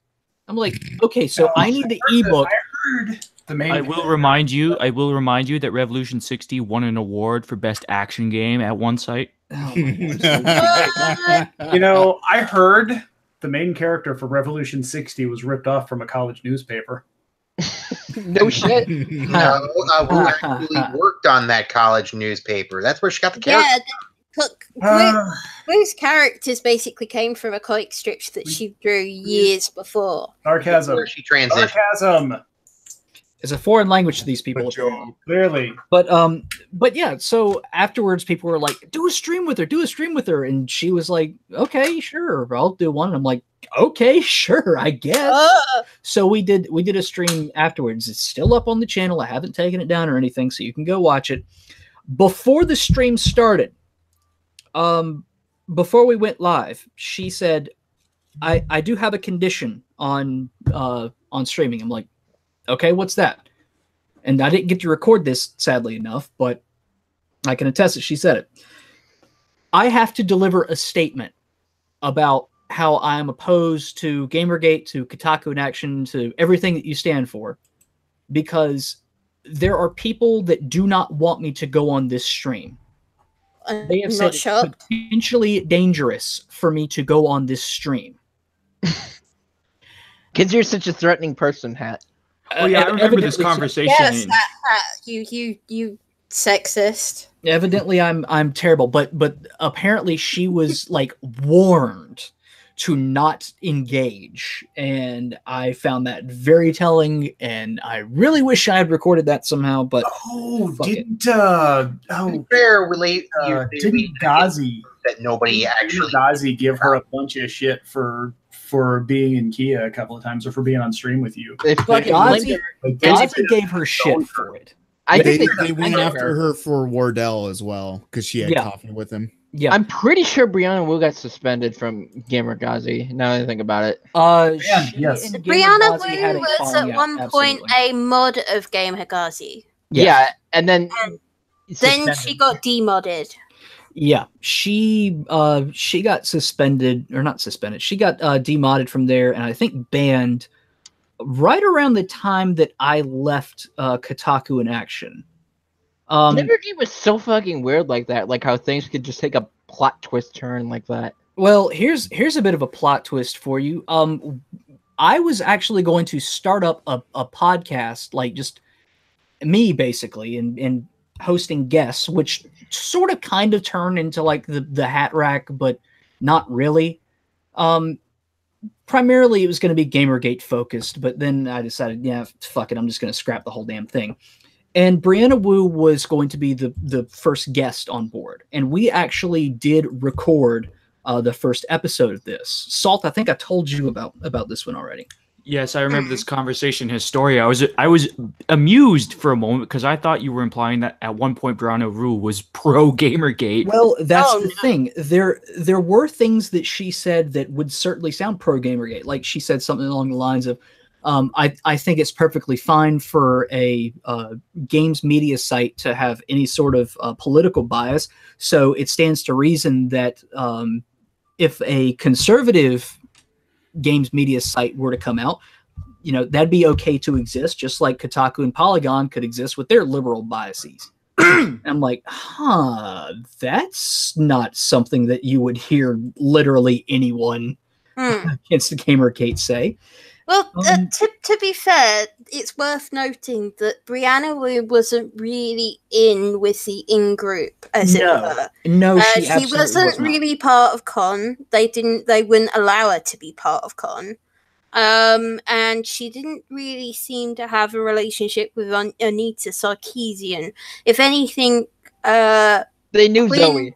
They knew Zoe. Oh yeah, she knew Zoe. Yes, but it seemed like all three of them had more of a rivalry going on. Like what they would get irritated if one of them was getting more oppressed than the other. It's no secret the Literally Who's all disliked each other. Yeah. Well, I mean, there was a competition when the SVU episode came out about who the character was actually modeled after. Oh God! Oh yeah, I remember that. You know, I have to watch that episode. I never actually watched any of it except for a clip of that one woman looking into the mirror and saying they leveled up. Can we do like a live stream rewatching that at some point? Because tomorrow you'll get flagged. Acid Man is streaming it tomorrow.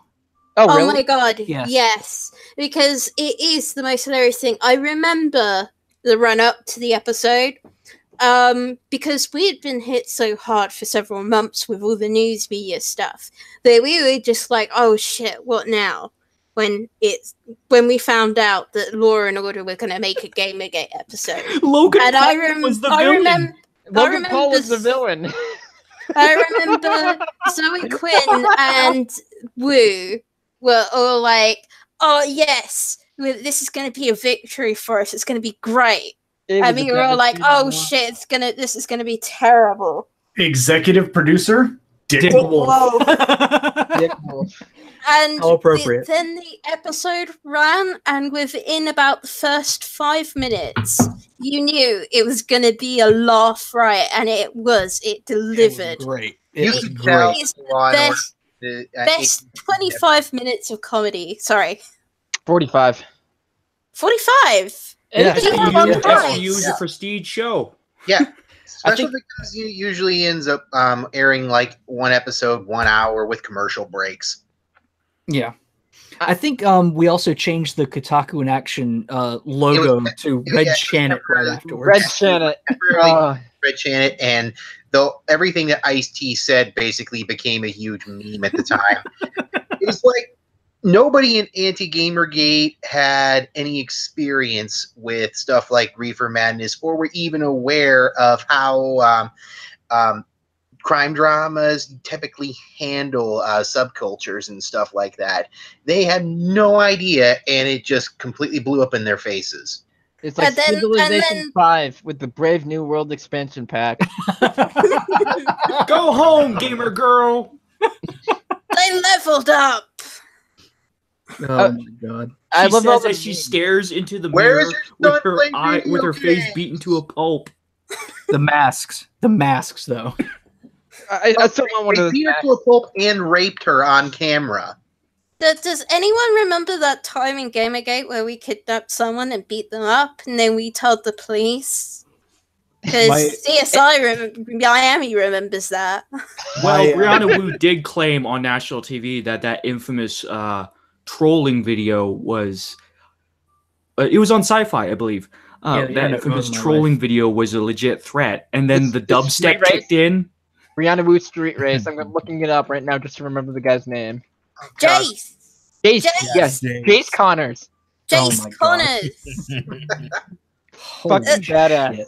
The thing is, Jace Connors, because we all know that he was a fake troll, but the thing is, Jace Connors had been a deliberate actor that was basically acting as a lolcow for the sake of Kiwi Farms for a good 3 years. And he had like an entourage, and he would do the most crazy shit. Like he I think at one point he does like a stream where he's literally sat outside of his house because his mum's kicked him out, and he's getting high on weed and talking about how he's going to form a revolution. And real, basically targeting Brianna Wu was his farewell stream. For real though, he's the manifestation of all Brianna Wu's like fantasy nightmares about the trolls that were after them. Like, this is Brianna Wu's worst nightmare come to life, and it's Jace Connors. There was a sci-fi episode that me, Andre, read Andre it all. Like, I was in the chat. I was in the stream at the time. We were watching that sci-fi episode where there was reenactments of her terror. I haven't seen snipers on the roof. Yeah, and then yeah, she was afraid of snipers. Apparently, When did we have guns? It's part of her delusion. Oh, some of us Sci-Fi doesn't do any fact checking whenever they do their stupid, unique shows. there was one moment in that show though where they're discussing, "Oh, I was terrified of all the threats of my life," and then dubstep kicks in for some reason. I'm sorry. Back in the area, I was loading a magazine. What? I thought you were cleaning it. There's what he needed, Brim. Thanks. What kind of gun did Brianna Wu field strip? Huh? Brianna Wu bragged about being able to field strip some kind of gun, and I can't remember the name of it. I don't know. I have no idea. Probably an Glock. M4 carbine. I think it was like a Glock or something. Well, while we're talking about TV, Block does 40. anyone remember the Colbert episode where Anita Sarkeesian came on? Oh God, yes. Yes. Thank Can you name Colbert. one game? One game. Grand Theft Auto 5, Witcher 3, and Kingdom Come Deliverance. The sad thing was what was portrayed on TV ended up being like the complete opposite of what was revealed online. Apparently, there's a whole bunch of footage that they could not use because Colbert spent it tearing right into Sarkeesian, all the while basically destroying any kind of integrity that she would have had. But the media can't have that happen because she's supposed to be a bastion for gaming. Now he did get one question in. Slapdash cut. Name 3 games. I Yeah, would. name 3 games. I would No, very it much wasn't like that to one. have that cut footage, but it's The probably one- lost to time. The one I'm question pretty that sure he got that- in Huh? was the one question that he got in was if video games don't cause violence, then how do they cause misogyny? And they were just gobsmacked, to use a Colbert word or a Jon Stewart word. I mean, I remember I was in the US visiting Jim during that episode. I remember saying to him, "Oh my God, this is gonna be a massacre," because I thought Sarkeesian would be smarter than that. She would have swatted up for the interview, but she did not. She brought out her spiel, and as soon as Colbert came out with it, I mean, the thing is, he was pretty much softballing his questions anyway, or at least what came out on air. And she still couldn't hit it out of the park. And now I was like, oh, okay, so she's not as smart as she initially let on. I think that was he was at the mercy of his writers a bit. I mean, like, he's got a team who, writes this shit up.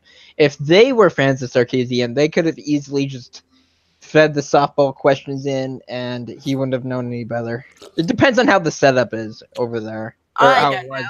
know. No, I am aware. I really just like Comedy Central for pretty much that reason. Their old political comedy slant is just it just makes it so blatant that the network execs themselves have such an agenda, and it's just It's such a motherfucking taint. Like, anytime the politics enters into the equation, it just makes everything so, like, it sucks It's the worth fun out. noting that it even bleeds over here now.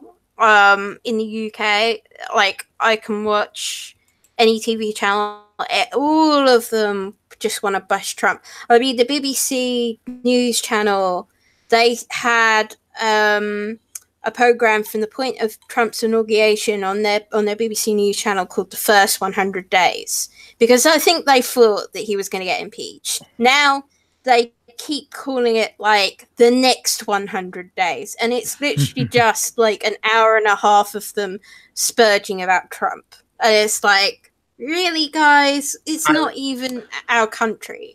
I was over there to visit last week. I can confirm what she says. I can give you an answer to that, but that's like an hour to 2 hour long tangent. No. Don't get into that. Going into that hour-long tangent part, I am aware that Hatman didn't want this to become a 6-hour-long stream. So might I suggest something? Yeah, what's that? I suggest that we list right here a bunch of Gamergate's accomplishments in the 4 years since the beginning. In the 4 years, well, first thing that comes to mind is PC Gamer, with the whatchamacallit, Anne-Marie Lewis and Tyler Wilde. Basically, Tyler Wilde said, "Hey, I think PC Master Race is, like racist or something. Yeah. And totally not just a harmless meme." And then, lo and behold, conflicts of interest abound when he's found out to be doinking Anne-Marie Lewis of Ubisoft and written a bunch of positive articles about Ubisoft. And so they have to, I'll get the link because it's a full-fledged post on their website over there, PC Gamer. Those who live in glass houses. Note for disclosure, Boulders. PC Gamer. Okay, when you say boulders, I think of Mundane Matt. And Yeah. I gotta take the piss out of Matt just a little bit. Go ahead. It's okay. I like the dude still, but Look. Do you have any idea how much help an 8-month-old baby is when you're lifting large rocks? I'm just saying, his baby might actually be a Super Saiyan, and Piccolo might be around the corner. I can't explain it any other way. That's why he's so otherwise ineffective, is because all of his abilities and talents went into the baby. Well, he's also dead, so yeah. Mundane Matt, there's a saga.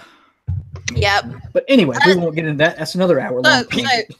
PC Gamer, note on disclosure. I added it into the chat on the side here just so you have the link. That's right. We do have a chat here, don't we? We sure do. Yeah. So someone else name an accomplishment of Gamergate. FTC affiliate links. Bam. Yep. There you go. The email campaign against Gawker Media's advertisers. Yes, we killed Gawker. Hell yeah. We played a key part in it. They took that 6-figure hit, We which caused them tipped it away, and we tenderized it a bit for Hulk Hogan. The final smash. Tagged in the Hulkster. When was it confirmed to be 7 figures? Last I heard, it was 6. It's 7 figures. Max Reed's statement after everyone was leaving the company. Gawker, 7 figures. I can look this up. The demonization. Nick Denton said it was 7 figures, wasn't it? It was also the first Airplay, PJ Airplay, which ended up helping out with setting forth even a stricter code of ethics. Mm-hmm. There's also the fact that Polygon and Kotaku's names are basically mud in large sections of the industry. Polygon's name was already getting kind of sullied by that point. Yeah, but there's something to be said about, solidifying it, about final. Oh, yeah, absolutely. I mean, the one of the ones that gets a little bit forgotten is shortly after Polygon started, Adrian G's. Arthur G's. Yes. He was standing for SimCity, the new SimCity when it released. Yes. And this was when Polygon had announced that it would adjust its score so that the score never stayed static. So that if a game got an update or a patch, then the score would reflect how the game developed. Now, when SimCity, they released their review of SimCity before launch, when the game was working. When the game launched properly, everything fell over because EA had built it all to be online. Like, the game is constantly calling home every so many minutes. So you could literally not play the game. And because the servers had fallen down, all these people that brought their brand new game were like, what the hell, Polygon? You've told me that this game is great, but I can't even play it. Except that the always online thing was also a lie because somebody managed to patch it out in like 5-10 minutes. Yeah, because EA originally said, oh, we can't do anything about it because it's all designed to be online, and it was a lie. So they update the review once on the basis that the game isn't working properly yet. And then they were told to adjust the score again because it turned out that people could actually just make it run offline. It's still one of the worst SimCities, though. You know what people forget? Aaron Ganji won against Zoe Quinn in court. He did. Yeah, he did. No one Although, forget. And- although I never heard this. wasn't that more a sense? Because what I It was recall more her giving he up. was on the way Yeah. to winning, He but dropped then off. she pulled out at the last minute. So Yeah, he at couldn't- the 0 hour. It's like he's about to cross the finish line, break that tape, and then she just pulls down the fucking tape. yeah, That's literally well, not literally, figuratively what happened. yeah. So that We've so that also it wouldn't got get Aaron in- announced or anything. We've also got Aaron and GG Historia for reference, in case we need his expertise on his particular experience. But yes, he did essentially get a default victory in court, so there's that. Not enough to set a precedent, though. No, and that's No, that's the that shitty was- thing. Yeah. That's the shitty thing because Honey Badgers lost their lawsuit. Yeah, what happened there? They Shit hired a lawyer. shit lawyer. Yeah, they had a very No, didn't it's, get disbarred? it was not the lawyer's fault. It was the judge ignored evidence that was put in on his final decision. And that's Canada for It's a you. huge It's mess, kind of a and, little of both, if I Fucking remember. hell. We've got stuff on K. That was actually one of the things that David deleted when he tried to kill the sub. Of course. That's a victory in and of Yeah, itself. that work out for you, bitch. Yeah, that's right. Cats, man. So two the- other things it was was that that. GameSpot made an ethics policy for their site, and then Eurogamer updated theirs. Hell IGN yeah. too. You know what? Basically, because GameSpot, IGN, and Eurogamer are basically way bigger than Polygon and Kotaku ever could be. Like, because they have an ethics policy because of Gamergate, that means we won. Like, totally. I will give you more. Eurogamer doesn't really adhere to it as much as would be preferred. Yeah. Yeah, but at least they have it, you know. Well, see, that's So the hold their thing. feet to the fire. I mean, you could say that Gamergate won in a lot of ways. Like the FBI cleared Gamergate of any That's sort another of one. criminal wrongdoing. The FTC guidelines were updated. Various sites updated their ethics policies and shit. But beyond that, like Patrick Klepek, he said every day it's clear Gamergate was ground zero for our current hellscape. Too many of us failed to do the right thing. We were cowards. I have this shit saved on my desktop just as a trophy. Like- oh, And then he tried to do a hit piece on someone, and then Nick Monroe here, thank you for your service, totally backed the fuck off of him. Like I got him to back the fuck off because I got photographic evidence of Patrick Klepek in a dress and pissed himself. And the rape time, biatch. That does not surprise me in the slightest. Does No. that technically count as a Gamergate win? I call embarrassing him, the fuck out of Klepek. That's I a call win. it, I call it him saying we were cowards as a win. But I have to acknowledge the fact that I did not know that was his wife now, and if I knew that before posting, I probably wouldn't have. Like Which one? apparently some of the photos of Klepek that I posted had his eventual wife in them. Like Huh. I just call that like a personal line that I wouldn't have crossed if I knew. Well, you know, that's why we do. That's why we exercise due diligence, right? Well, how would you have known? He probably had you blocked. No, he doesn't. He Yeah, actually it made. doesn't- He it doesn't actually get me made. blocked either. He actually made a revision too. Like he said that Thorin made a post or like he was connected to the Daily Stormer through a like or on Twitter or something. And I said, this is bullshit. Even if we entertain your stupid logic for a second, this isn't a link to the Daily Stormer. That's Return of Kings. And he said, you're correct. I'll change it or something like that. He actually made a fucking objective change, and I have to give him props for that. No. You know what? Broken clock. When you hold someone's feet to the fire and they do the right thing, you can let them be. We want Give to it a little bit of burn ointment. behavior. That was right Carrot before and I the stick. posted. Hold on, Nick. Slow down, man. Slow down. Carrot and the stick still requires the carrot after you're done beating them with the stick to get them to do the right thing. Well, here's the thing. I said, "Hey, change this shit first," and he's like, "Okay, I did." And then I posted the photo of him in a dress covered in piss. Oh, you? The This old is why I call him Kelp. He's about as substantial. Patrick Kelp, Ben Coochie Kuchera, Jason Cryer. Say it to my face, Ben. Ku Klux Kuchera. Oh, something else. There was that sock drive, or the socks for the homeless. I don't know if anybody remembers. Oh yeah, every game Wow. was All charity. those charities. Yes. The Sea Lions. Lion. Up to the point where they freaking coined weaponized charity, like they thought that would do any good. Wasn't that Ian Miles Chong who coined that, ironically? I think No, it was. It was lift shits. I remember it was lift Oh shits. God! You know what? Yeah, that kind of fucking figures. We got the fine young Nobody capitalist. gives a damn what he says. Oh Yeah, yeah, we we funded got the the Fine Young Fine Young Capitalist, yeah. Capitalist Yeah, funded That's it. where it all started. with And, the charity. and Afterlife Empire got released. And Vivian James was born. Vivian was our loot drop. Yay! Luke. Loot And drop. Gilda. Vivian James Yeah, we is don't one of those care about iconic images, you know. Kukorio has made quite the extensive amount of comics based around Vivian James and stuff. It's some of them you can actually show in polite company. Yeah. Some of them. His latest one on Anita Sarkeesian just fucking cracks me up. Oh, fine, I'll do this script, but I won't sound convincing. Wow, you do sound like Anita. Because of the shittiness of today, I kind of like miss the good old days, you know. Yeah, those were certainly fun times. Happenings going on all the fucking time.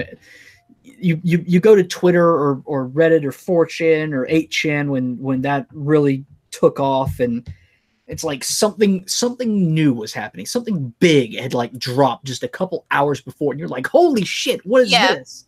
And like, you're in the middle of typing your comment, and something else fucking happened. Tell me about it. Can we also count own goals by Anti-GG as well? Like the time that they went to the UN to I totally forgot the and their report was literally the worst written report known to man. I'd love to read it. Their hard drive. I'd love to read it, but it's fucking deleted now because they were so fucking ashamed. Did- Or they got to replace. Save it, Nick. No, they got it replaced. I think they replaced it after they realized it was. No, they said they would replace it. They To deleted be fair it. to Nick, and they to be said they fair would to replace Nick, it. I didn't start PDFing things until around mid 2016. I was just bookmarking shit till then. I never expected so many links and videos to just disappear. Mm. I think the old PDF is saved somewhere. I'm sure somebody has it. Yeah, someone must have this report somewhere because I remember it being spread around and everyone just literally lost their shit at the references having links to a hard drive. It was worse than a high. It It was worse than a high schooler's homework done the night before. Mm. That is how I would describe it. And then there was also this one's quite an early victory, but we found out that quite a lot of the journalists and indies were giving money to each other on Patreon, and we did acknowledge that. Yeah, Kotaku acknowledged that. I think another site acknowledged it, but they said, "Fuck you guys. We think this is okay." Yeah, honestly, I think the IRS still needs to look into that because it's akin to money laundering, in my opinion.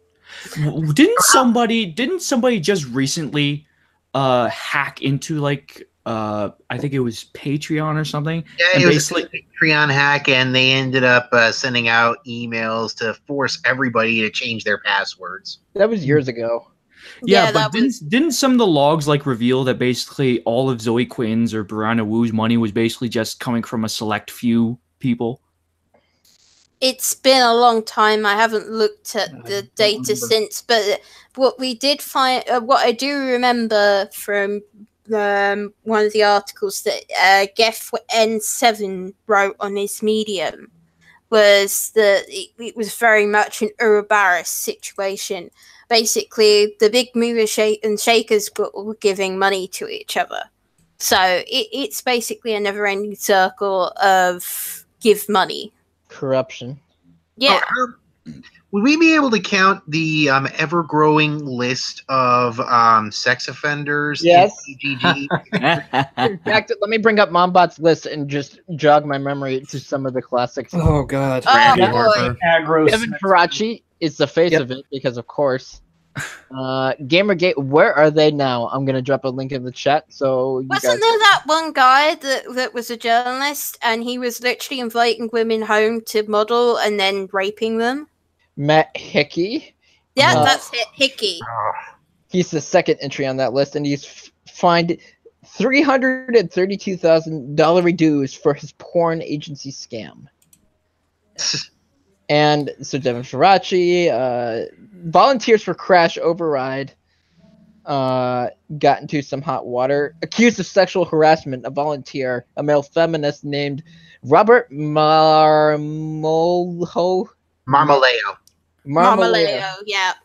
That was the one working with Con, wasn't it? Yeah. Yep, and then there's Glenn Fishman, who likened gamers to Nazis and was accused of soliciting multiple women via the emails. I forget. Was the Gearbox casting couch part of that list? No, and that's still an unsolved mystery that I want to solve one day. The I mystery. know that Bro, while he was briefly on Twitter again, I don't know whether he got banned recently because he's gone quiet again. Probably got banned. But Bro That Juan Team Thompson. was about a week ago making a huge noise about what's his name again? The guy that had his weed Anthony taken. Birch. Yeah, Anthony Birch. He was At least saying you're that he'd not had Anthony a lot of stories from Anthony Birch basically abusing women at his jobs. I want to solve that mystery one day. I will solve that mystery one day. Let me see. Where did I leave off? Juan Thompson, ex-reporter charged with making bomb threats against Jewish sites. He accused Gamergate of threatening and victimizing vulnerable, marginalized groups in 2014, and then 2017, he's Mr. Bomb Threat Man. It ends tonight. Oh yeah, Arthur Chu. Tonight. Bear in mind that Arthur Chu is so pathetic that his own wife left him because he preferred to shitpost on Twitter rather than Wasn't actually he also chronically respect ill? the women that that were actually in his life. I'm fairly certain he was like abusing her too. No, I thought she was just chronically ill somehow, and instead of comforting his horribly his suffering life, he'd much rather bitch and moan and Oh no! incite In the Jeopardy documentary, from what I recall, his wife basically is looking after him while he He's a shouts man-child. at her, and he's basically like, I can't be with my wife right now. I have to fight the war on the internet. Yeah, she's basically doing like everything that he told her to do. In the end, she voted Trump and left him. Hey, it's about like Allison Rapp's ex-husband. Oh boy, Oh, that's divorce a and then story gruesome in its own. balls. Do you guys want the story? I remember that story, but tell it anyway, because let's just go down memory lane. Wait. Okay. If this is like Allison Rapp, then does that mean that Wu or that Chu was whoring himself out? Wu Chu. Oh god.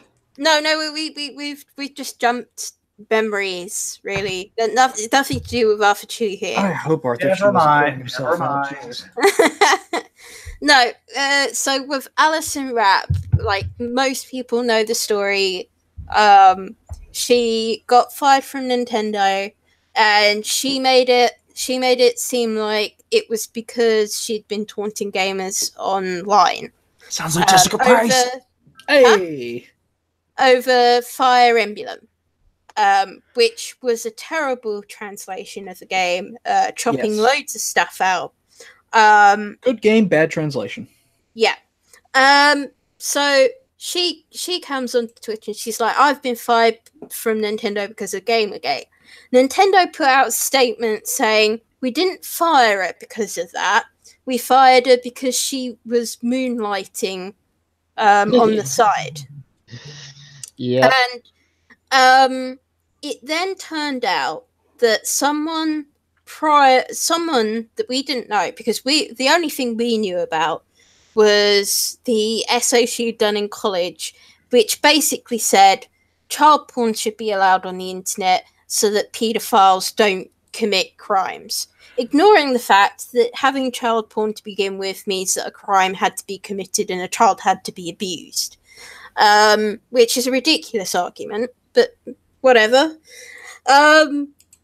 So we all thought it was that she got sacked for, but then it turned out that she was actually acting as an escort on the side. And she had taken model pics with Nintendo products, and she was also pimping her husband out. Oh, I believe Michael Jordan. I believe Michael Jordan described her as having "fuck me" eyes. And no, it eventually turned out that she had bipolar disorder. No, not bipolar. Borderline personality disorder. And there had been a history where her husband had basically been quite abused in the relationship, from being forced into an open relationship, to being forced into a situation where basically she was going out every night and he was kind of crying into his Ben and Jerry's. About a couple of months later, he finally divorced her. And she decided to go all in on the making nude pictures thing. And she found out that when you make nude pictures for very, very thirsty, lonely guys on the internet as Patreons, thirsty beta guys are not guys that really respect your space. So she tried to arrange meets at PAX, but then she left PAX very quickly. And eventually she deleted everything on the internet. Last we knew, she was dating some Asian lawyer guy. I think he told her to basically delete everything. Yep, she has totally disappeared. And so I went through the Mombot list, and I didn't see it, but there was that one guy that got caught with child porn. And Christopher Goldberg. Was that his explanation to the police? Was I was holding it as evidence? Was that him? Are you sure? No, Dan Olsen. You're Dan talking Olsen. about foldable, Dan Olsen, foldable ideas. Oh, I'm sorry. Christopher Goldberg, the NeoGAF mod, said he told investigators he believed the images he downloaded aren't illegal if they don't depict sexual acts. Forgot about that. Oh, so but he just had a bunch of nude kids on his computer just hanging out. tying into that Dan Olsen stuff, can we slightly count as a victory having Total Biscuit on our side during his? Oh, now you're making me feel sad. He was kind of a... No, I can defend him. I can fucking defend him because I'm doing a biography project. I'm doing a biography project and going over like his accomplishments and shit. Yes, he was on our side because he saw the audience's rights as the most important thing. And that was something he defended for years before Gamergate. And Gamergate fit him just like a glove in that sense. Like, it was like... May he forever rest in peace. He was, and then he went a little bit nutty during his last few days. I choose to blame the chemo and the pain. Me too. That personally... He sacrificed years of his life. Him as he was, not as he became. He sacrificed years of his life just to fight for gamers because if he didn't have to deal with that fucking stress, he would have fucking lived longer. I'm convinced of that. If he did not choose to participate in the public conversation and just step back entirely just to get better, he would have lived longer. Well, I think part of it was when he jumped in because I remember him saying October 5th, 2014. But I can give you a quote. Oh no, I wasn't thinking of any major quote. I just remember him. I remember when Brianna Wu provoked him to a point where he basically said, "Fuck it, I'm pro Gamergate." No, here's the story. It happened on October 6th or 7th. I'm looking at it now, and it was a Dell executive that said gamers were ISIS or something like that. It was kind of yeah, I remember that. Yes. It was a ripoff wow. of what Devin Faraci said, and Total Biscuit basically had a stroke at that and just said, "This is so insane, and I'm going to become pro Gamergate." Funny thing. I remember a very specific tweet with a very specific image of him tweeting that out during that time period, and someone in GG Historia finally dug that image up. So now we just have to find the specific Total Biscuit tweet. It says, "I support Gamergate. I condemn personal threats. I support women in gaming. I am against biased and corrupt games journalism." Yeah, he linked to Niche Gamer on that one. Like, it was like an image URL, and it linked to that. And then he said the famous line that I basically have emboldened in this biography I'm writing about him. "When the dust settles, remember who it was that fed their own readership to the wolves. I will." Oh, Yeah. Fucking badass. Yeah. He was on the first KotakuInAction live stream, and I think he was on the second or the third one too. He was on a couple at the very that least. reminds me. We have to archive his roundtable discussion with Stephen Totillo. That reminds me. Oh man, yeah. Oh yes, Somebody get on that. Question. While we're talking about TV, has anybody heard from Jenna lately? Because she is a very, very lovely woman to work with. She tried to make a WTF is of Dead Cells, and she couldn't bring herself to emotionally do it. Yeah, I think she's still running the Co-optional podcast. Yep, and she's still running the Twitter.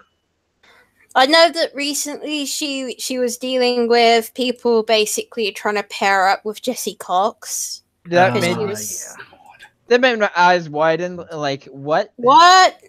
Now you know why Ninja did what he did. Speaking of Jesse Cox, I admire that guy. Whatever opinions he might have had, he stuck by Total Biscuit.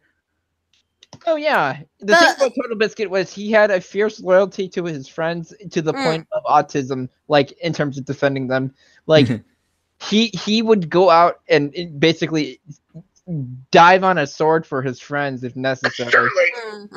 Oh no, that was definitely his quality. I mean, one of the things that I was thinking about, because I remember one comment from him, because I remember when at that particular point in time, he had the first cancer. This was before he got the second cancer that ultimately killed him. Are you kidding me? Diego said Jen is now dealing with cancer too. She said it in a co-optional podcast. Oh. No. Oh, that's shit. We have to ensure that the Bane legacy lives on. I'm writing a biography, for fuck's sake. I got that covered. Like, if nothing else. But I interviewed someone who was on Total Biscuit's WoW radio days. Like, that's how far back I'm going with this. But Nick, because I remember when he really came into Gamergate, like, I remember him saying he thought he was going to die from the first cancer. He was at that point where the treatments were starting to run out. And it was literally like a miracle that they managed to find something to put it in remission. And part of me wondered whether the reason he went as gung-ho as he did at that point was because he was going to die. Yeah. And that part of the response afterwards when he was recovered was kind of like an, oh shit, but I've probably alienated part of my audience because I went for my principles a little bit. Like the stuff where he dialed back later, because I know I was a little bit peeved at him for how he acted a bit afterwards, which on one hand I understand. Because I'm sure that the situation that he was going through with his principles and having to provide for his family, and I know that from what Janice said, the situation was pretty bad. To err is human. I mean, you know, it's one of those things, because I don't blame him for wanting to try and make sure he was getting as much money as possible before he went. It makes him such a Walter White character, though, just to basically go out like a badass like that, you know, defending gamers. Mm. On the note of foldable PETA, would we be able to count Outlasting Channel Awesome as a minor victory? I mean, it's such a peripheral thing to Gamergate, but at the same time, Channel Awesome was So supposed to. many of those people involved in that site were outspoken against us. It was ridiculous. Yes, Were not only outspoken against us, but a lot of them, you know, tended to be pedophiles. Yeah. Or rapists, or attempted rapists. Ugh. Yeah, I basically was going to publish my Total Biscuit biography piece like today, but I am postponing it just to make sure I get the fine-tuned tweaks of what a biography is supposed to be like, because it's kind of different than my normal pieces. But I basically cover everything. Like I'm gonna make sure that people know where he stood on things. Like, you're doing God's work, son. Are you gonna do anything to maybe run it? I mean, I know that you've got awkward history with them, but I am any way to run it with Jenna? Yeah, I'm going to try and show it to them first and say, hey, I'm going to do this. And if you want to give feedback, then, and, you know, give me your thoughts, that's great. But if, you know, I'm going to leave it up to them what they want me to do with it. If they don't want me to release anything under my name, I will burn the piece and just call it a loss. I mean, because I do understand where you're coming from with doing it. I mean, you know, I'm sure it's been a big labor of love for you. Yeah, I mean, it's basically hell to see someone, you know, who doesn't deserve that sort of label get that label post-mortem. Not have any way to fight it, you know. To be fair, a lot of what a lot of us are doing is a labor of love. I mean, Hatman has been doing it for free for Gamergate for the past 4 years. I've been archiving everything like an autistic, like little shit for the past 4 years for free. I mean, it's a labor of love. I'll bring you some more ammunition later in the year. And that's what matters. That's what matters is the labors of love we do in life, because that's what counts, and that's what you'll think about when you're dying. So something on a lighter note, maybe too. All the fun videos we had that were a result of Gamergate, like some of the stuff from V the Musical. I'm gonna link my favorite one, "The Fire Rises." Yeah, that's one of my favorites. Before Gamergate split into its various factions and stuff, it was legitimately fun. Yep. Yes, it's the best, and it's still the best, no matter what anyone says. Like, can you imagine any other unifying force bringing together such a diverse collection of ideologies and people? Nope, Reno. Well, there was this nutcase last night that I dealt with who claimed to have been part of Gamergate and vehemently opposed Comicsgate, thinking that it was absolute harassment. It's not. I'm on enough of a regular basis communication with Ethan Van Sciver and the crew over at Comicsgate to tell you their reasons are sensible and they check out. I'm still wondering. I pop in and out of Comicsgate because I like comics as well as I like video games, although I'm not as into comics. But I've never seen. I'll be honest. I've watched Diversity in Comic streams, and apart from you know, he has a little bit of a hate boner for Mags, but I mean, Mags's work is terrible. From everything I've seen, I can understand why the mainstream comics companies are basically going down the toilet. But I've never seen any of them say a bad thing. The girl that started it up, Nerd Wonder, she is absolutely lovely. She's an absolute star. I don't know how she manages to stay in so positive, to be honest. Comicsgate is almost like a bookend at this point. I think they're at a point where confident they'll things are survive. going to split up a little bit because they've hit their point as well, where that everyone's got their different viewpoints, and that's starting to define them a little bit. So, I know Isn't one it a bit interesting eerie thing- though? Go ahead. Isn't it a bit eerie though how the exact same sequence of events is playing out in Comicsgate? No, it's just the natural order of the universe. I think it's well, eerie. I did think it was interesting that they're copying a tactic that was used very early Gamergate. Does anyone remember that, like that early Stop Gamergate 2014 hashtag, where all of them posted this mantra?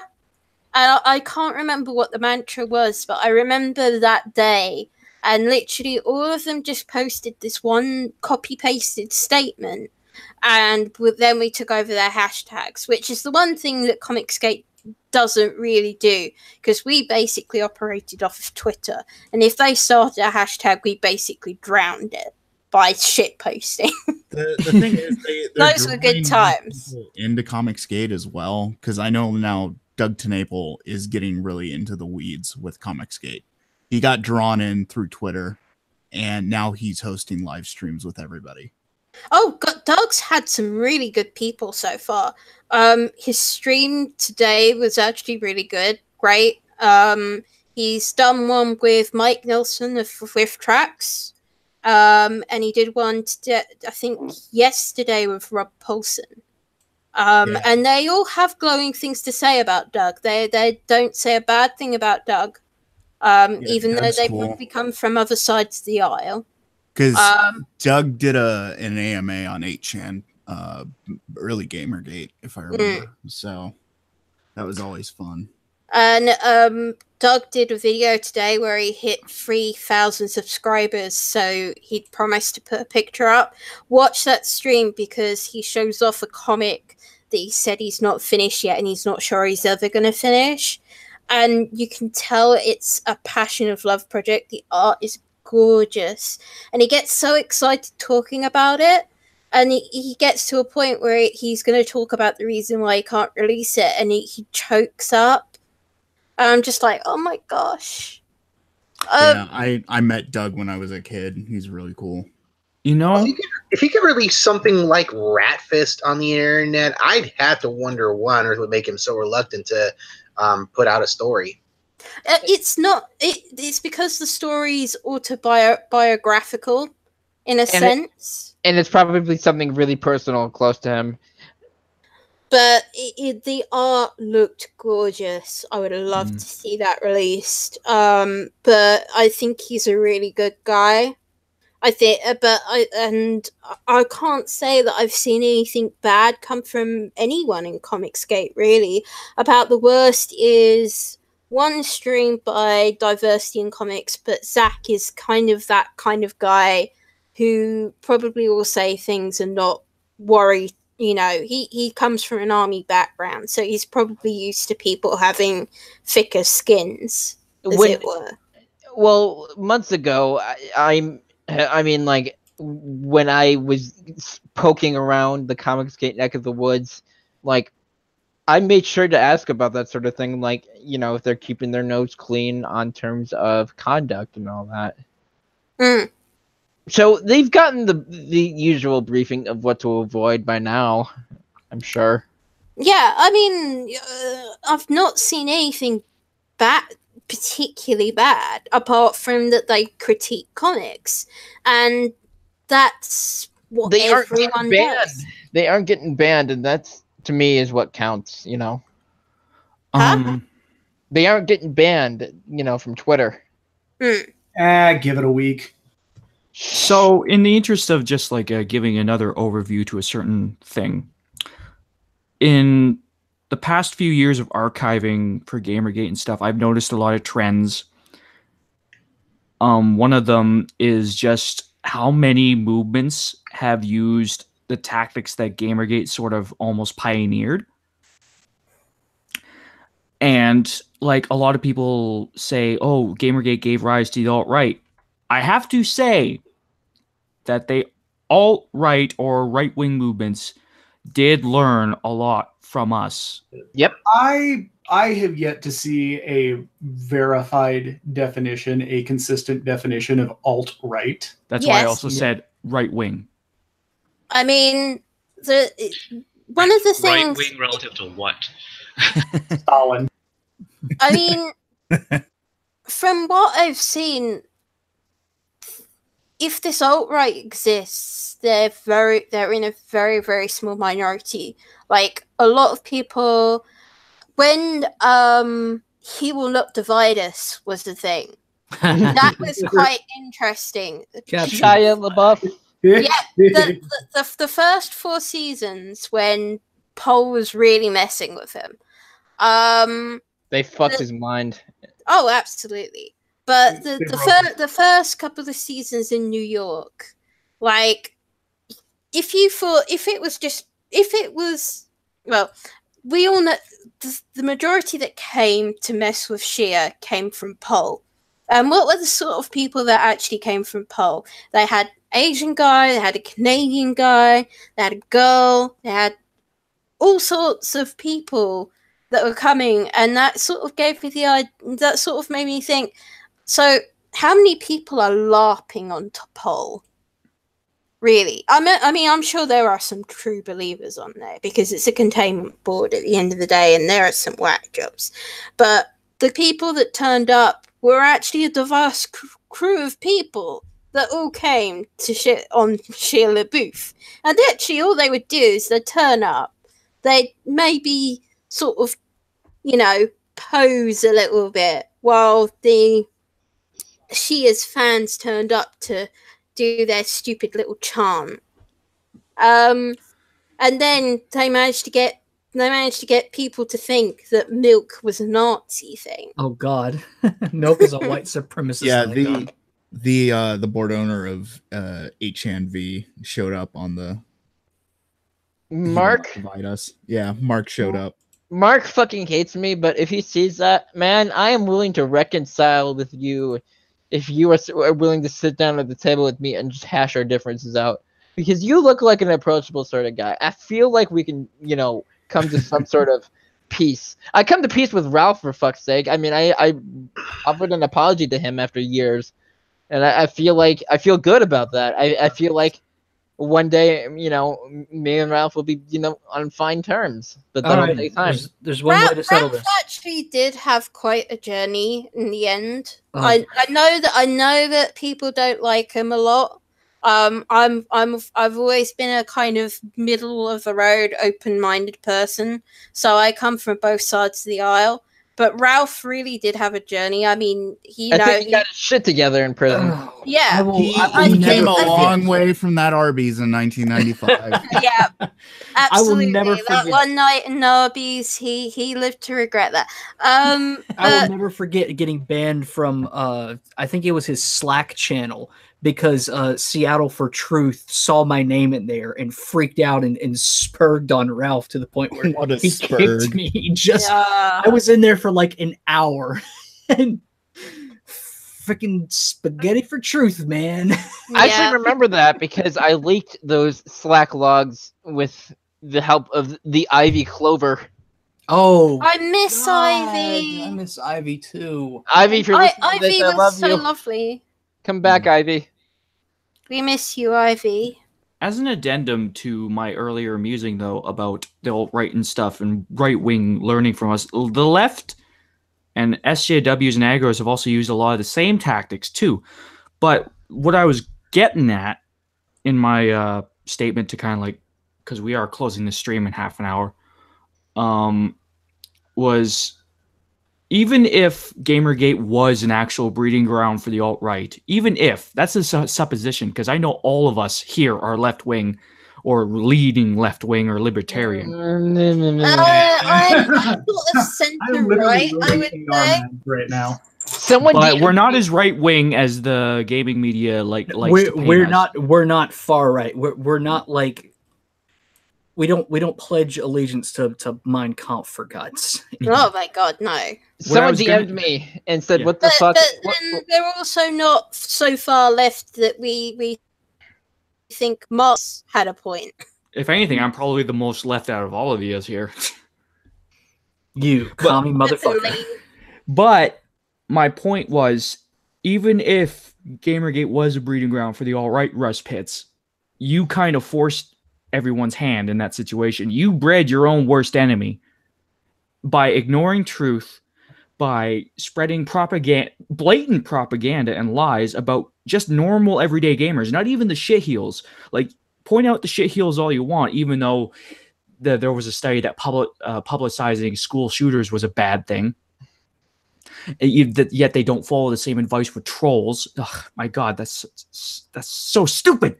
Yeah, don't feed the trolls. It's one of the first rules of the internet, and surprisingly enough, it's one that's been largely abandoned thanks to one Zoe Quinn. So well, it's victim culture in general. It's SJWs, byproduct. if any of you are listening to this stream, Kyle, slow down for a second. you made your own worst enemy, and quite frankly, you deserve to wallow in the mud that you helped create. Or learn from your mistakes and try better. It's Well, that too. Victim culture spawned from participation trophies from the 90s. It's funny, I didn't get any. Learned how to handle difficulty. Oh, I didn't I get just thought of another, not necessarily a small victory, but a nice memory. Very early on, when Christine Sommers joined the group, as it were. I like Based Mom. She was such a pleasant person to meet. She's lovely. She is lovely. I mean, I haven't met her, but she's lovely on Twitter. But I haven't met her, but she's lovely on Twitter. Let me tell you. No, she's like a wonderful grandmother. But, you know, Based mom. How can she be based grandma too?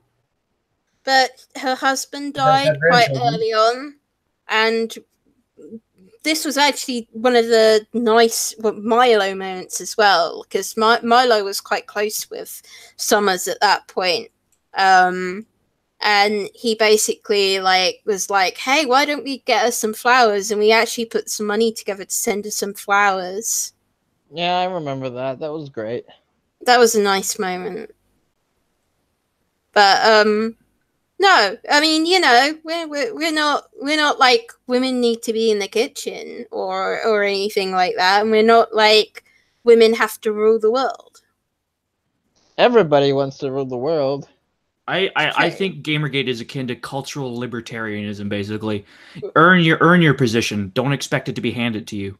You're the internet enlightenment. We get people reprehensive of the media on a massive scale. Oh, we had not your shield as well, where we also Oh basically. God, that's right. God bless Oliver Campbell. Yeah, well, you know, there were so many people in Not Your Shield as well. He spearheaded it. He organized the video and all that, and he did did all the handy dandy legwork. So I am giving him a official credit in my mind for that one. Mm-hmm. I was actually part of his in-group in the early year Gamergate too. Him and Kane Jew, I believe it was. I miss Kane. Yeah, a psychiatrist or something. I've been trying to get in touch with him again. I miss Kane. Yeah. I wish I could have met. I wish I could have met Ronan in person before I left Michigan. He was apparently actually living just about a half hour away from me. He was always lovely on Twitter as well. Yeah, Oliver Campbell and Jennifer Medina. I've been trying to get them in GG Historia, but they haven't responded favorably. Well, Oliver has been blocking pretty much everybody who was ever involved with it in the first place, me included, for reasons that he, to this day, refuses to explain elsewhere. Yeah, but Oliver won't respond to me anymore. They'd respond to me, but I don't want to poke the bear, and I like being on good terms with them. Yeah. Yeah, fair enough. I'm still on good terms. Well, still follows me, so sweet. I am too drunk to make any sort of positive or constructive contributions anymore. I'm sorry. Well, it wasn't the mods who got shit-faced this time. It was Nick. Woo! Right. Oh, Jesus. So, Yay! We're going into the last about 20 minutes of the stream. I'm gonna make it. Where are we going now?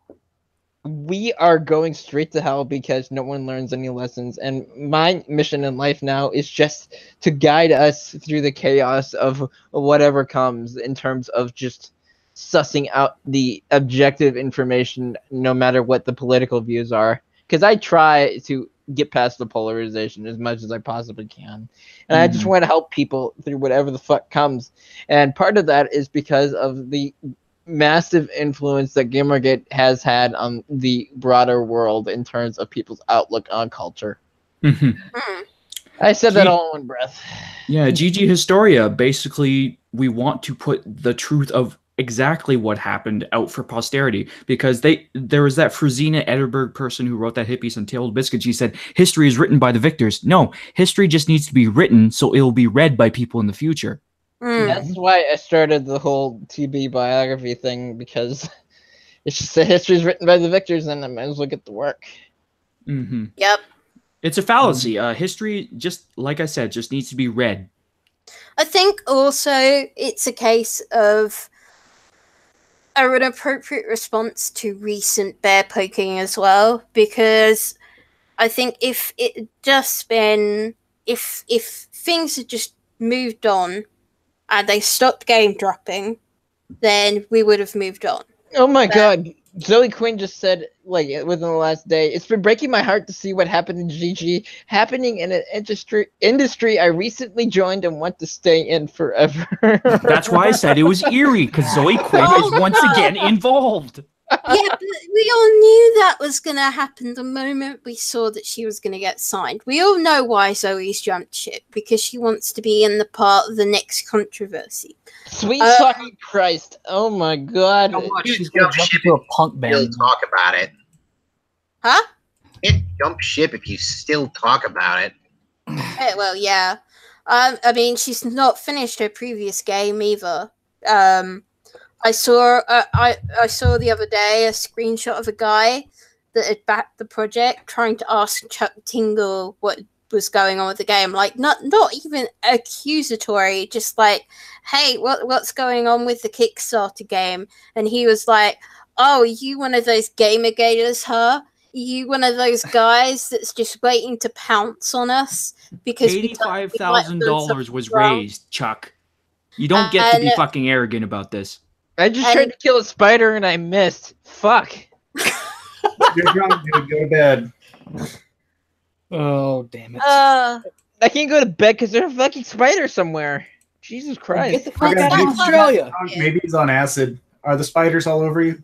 No, it's just one spider. It's okay. He's actually in Australia right now. The spider's probably more scared of you than you are scared of the spider. I don't want crawling in my mouth or whatever. Well, then don't try to eat them, Jesus. Yeah, what are you doing? Don't eat the spider. No, they crawl in your mouth as you sleep or something. Well, not if you growl at them first. Spider George is an outlier and should not be counted. I think the stream should end on a positive note. Like a very positive note. Like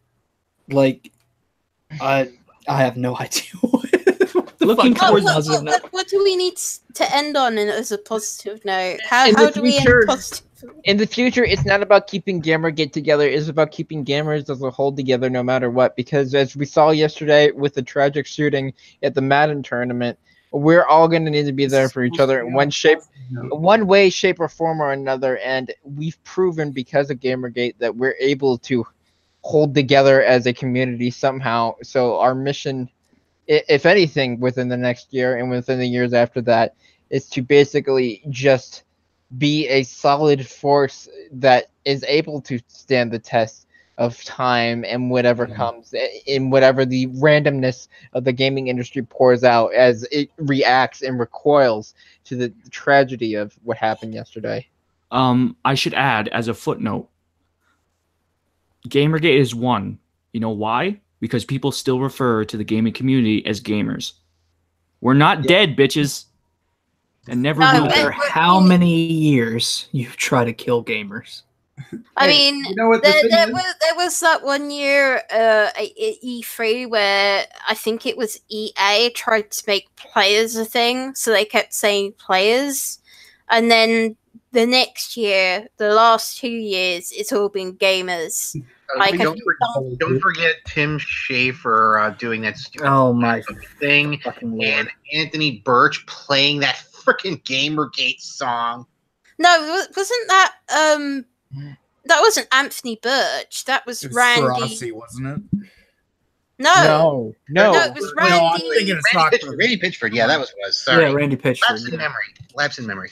Still part of the Gearbox casting couch, though. God, that Tim Schafer thing was so insulting from my personal point of view, because I mean he was basically saying the women were sock puppets, and it was also at the same event where they were trying to honor Roberta Williams, and considering that Roberta never ever shows up for events, she rarely ever appears for anything. It was just terrible that they overshadowed that just so that Tim Schafer could get his toe in. Probably rocks off. Probably the thing that annoyed me the most in regards Hey to guys, we're supposed to be ending this on a positive note. Come on. Sorry. Sorry. Making fun of Tim Schafer is positive. Yeah. Yeah, but I wouldn't exactly call Tim Schafer a positive note. Come on. Okay. Why do you think he's called Mr. Shitface? That's not positive. Okay. Well, here's a positive for you, Leigh Alexander. Let me just say this: she's not an editor-in-chief of a major gaming media website, and all of her ventures since have either failed or not been noticed very much by anyone important. So there's a victory. These days, she just goes around on the convention talk circuit. As I recall, her original article, "Gamers are not your customers anymore." I forget the exact title. She was basically shitting on autistic. Gamers are over. Yeah, she was basically shitting on autistic people, and you know what? We won. Yep. You made fun of people with anime profiles and got destroyed. Hell yeah. I'm not sure if I can powerful, I'll tell you what. Tweet of that verbatim or not without Hatman getting in trouble. I mean, you know that I think we changed a lot of the landscape, because now, I mean, I think the IGN thing recently was a positive, because they reacted so quickly to what happened there. The moment they knew that something was up, they checked it out and they got that guy sacked. Now, there is a little bit that people have looked into him since and found out that he basically copied everything. He dared everyone to look into his past. It was hilarious. Didn't he like fucking plagiarize his LinkedIn page or some shit? Yeah, his resume and stuff. He plagiarized every last inch of him. I'm fairly certain that that's not even like the real dude. Like he's just on a long fucking identity theft bender or some shit. You know, if you think about it, if he plagiarized his resume, that makes it one of the most honest resumes ever sent out. I mean, you know, you're really not wrong. The other thing as well is that we've still got a varied range of games coming out on all the systems. I mean, the thing is, a lot of people like to say, well, Gamergate wanted to ban serious games. They wanted to ban walking simulators. And we never campaigned for that. Well, Yeah. you know, the market decided, which They don't is fucking sell. Here's and another distinction. to be fair, there are good walking games out there. Here's the I distinction. can't name a lot of them, but I quite liked To the Moon and Bird Story, which are both basically walking sims in sort of like a 16-bit RPG style. The difference between the anti-Gamergate and Gamergate is Gamergate had specific grievances with specific products, and anti-Gamergate wanted to get rid of blanket problems and widespread things and issues that they painted with a brush towards everything. That's Also, the fact that we like video games. That's Yeah. Yeah. Evil but gamers and their preferences. Fun I is don't- overrated, you guys. I mean, you know, Oh, that's a buzzword. because people like to go, oh well, now games are more diverse. Stick to that game again, and it's like, actually, that's great. That's what we want. We want a range of video games. We want none of them to get banned. We want everyone to be able to enjoy what they enjoy. So, like for example, I'm a big fan of Dead or Alive, and I know that unfortunately at the moment, Koei Tecmo's being a little bit messy around with that. They're starting to make up for that. They released a trailer that had Kasumi's original outfit and the boob physics back. Yay! I'm just gonna say it here. I'm a fan of Gone Home. Okay. Congratulations. I'm sorry. It's okay. We forgive you. Jesus Christ. In a helicopter with you. I love the silence. I love the silence afterwards. I thought you were I gonna actually did a case study for a year on the genre of walking simulators. I called them emergent exploration because I felt that was a more dignified term. That is I quite actually like a lot of them. I know they're for a niche though, and I don't want them to have billion-dollar budgets. That's what they want. They want billion-dollar budgets for their puzzle games. See, the one that I've probably got the most respect for is that Dragon Cancer, because that was a guy that was literally making a game based on his intense grief of dealing with a child that was going to die of cancer. along with that documentary that came out. And that came out, and it's not the best game, but it's definitely one of those experiences that I think if you're going through a similar experience, then it will probably mean something to you. But it's one of those things as well, is that what we had quite early on GG was a lot of the games journalists would have a ritual of sorts where an indie game would come out, and it was almost like they'd all been told to praise this one indie game that came out. Like, this game's great, and all of them would be playing that game that week. Like, it was a bit too obvious that they'd been told.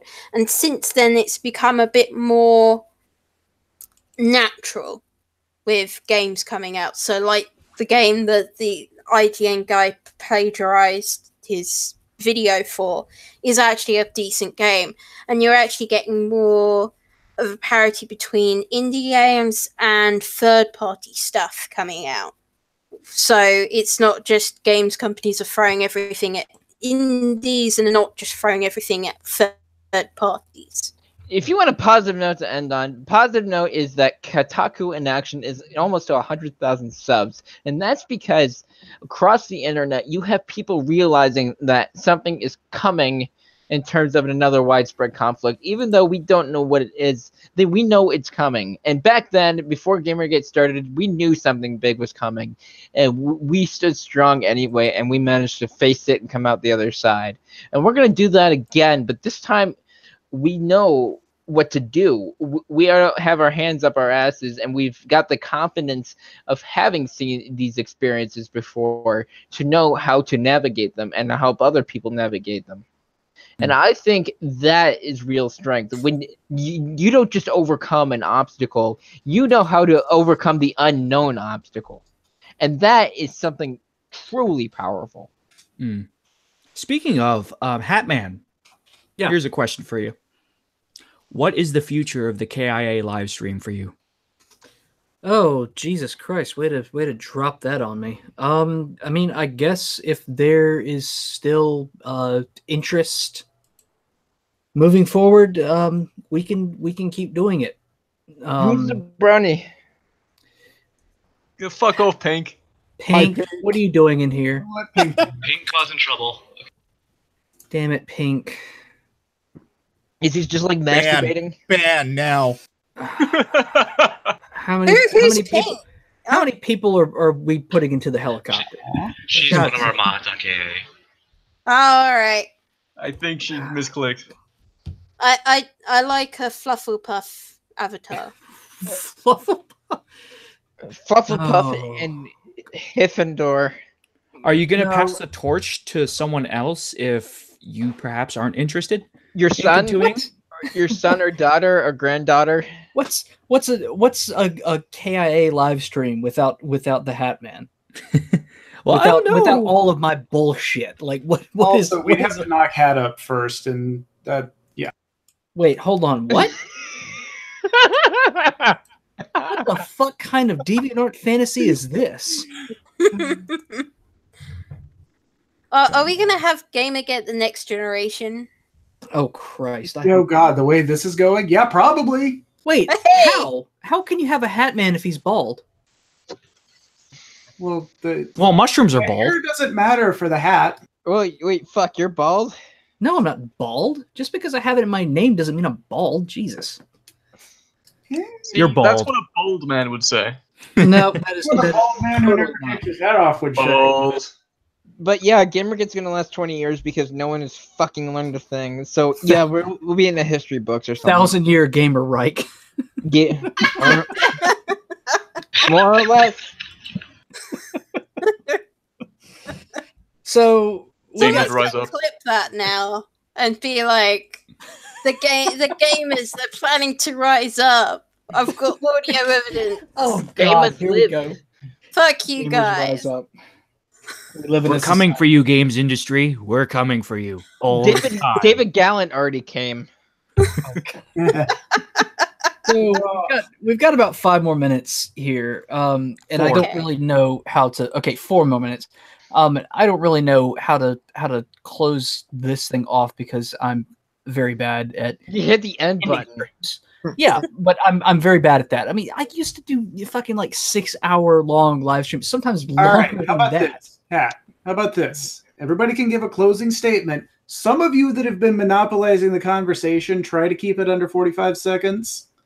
Okay, fine. I know I'm a loudmouth, but that's why people love me. Uh-huh. Look, we're going to go full progressive stack on this, so everyone who hasn't spoken gets to be up top. No, that's not the progressive stack. That's not the progressive stack. Hold on. Who's got a minority status here? Trans, disabled, cross-gender, Strayans. That's I'm pretty sure that's a protected class. You're African. Shut up. Yeah, I'm pretty sure Strayan is a protected class. Yeah, but he's South African. South African roof fucker stand, whatever. Same difference. American coming into my fucking chat, talking shit. Talk about just imperialism of the American state. I'm saying. Sounds like you need some freedom. We're about to liberate That's the the guy fuck out with of the you. anime avatar. If I don't say it, no one will. Oh, I mean, technically, nobody here has an anime avatar. I had Class Sort Bane's of. one as one. and Right. two of us here are drinking coffee. That is a visual novel, not an anime. Rance is not a visual novel. No. Time is running out. Time's running out. Okay, what do we do? Fuck. Okay, I guess nobody gets a statement anymore. Hey, I got one. No, I've got a nice ending idea. What game are we looking forward to in the next year? I'm writing a speech on the fly here, so I've been writing while you guys were talking. So I'm looking forward to the Division 2, but that's because I like that game. So. Faggot. I'm really looking forward to Smash Brothers Ultimate. right now, more than ever, we have a clear sense of our identity as gamers, and even though Milo might have ended up the crapper, it still means something that the rest of us still have strong minds and hearts. That we're So when is that game coming out? We're free of the fucking monopoly that was forced on us unwillingly, and even in here, the shit posters are free. Hey, Nick. That's a a very long Publishing that game with the overly long title. I've not heard that game name before. Streets Rage 4. It's an indie title. It's an indie title. So here's the real ending. I'm hyped for Cyberpunk 2077. That the gameplay made me erect. Did you just assume that game's gender? I am most excited for. That game is so good that even the controversies, like, they just bounce off it like bullets. Like, that game is so good looking that it's going to outlast any sort of bullshit that the games media tries to put on it. Like, it's just gonna be so good, and we're all gonna bow down to it. It's the first 11 out of 10. I'm telling you, there's gonna be 11 out of 10. We're running out of time. Let some other people speak. Okay, well then you speak. Go. What game are you looking forward to? I'm interested to see how Tarkov develops. I've been putting in way too many long nights on that. Oh my god, we're out of time. I'm looking forward to Bayonetta 3. Ooh. Oh, yeah. I want the new Stalker game. That's not going to come out. Bane. Bannerlord. Oh, There wait, you go. no release date. You've been waiting that for years. Who hasn't talked yet? Thank you. Jim. I already said Street Race 4. I just Oh, wanna say right. thank That's you. right. That was announced today. That's sweet. I want Doom Eternal because rip and tear, motherfucker. Go play Project Brutality then. Well, Thank maybe I you will. for inviting me, Hat. Yeah, no problem. Yeah, it's nice to talk to you, Nick. Yeah, it's everybody, lovely. Talk to you all. thanks for coming. I'm sorry I gotta like shit all over everybody here, but thanks for coming, everybody. Shit all over us. It's his bedtime. He's about to turn into a pumpkin. This is I gotta from go. the goddamn KIA live stream Gamergate 2014 Game of the Year all years. Bye guys. D20. Bye.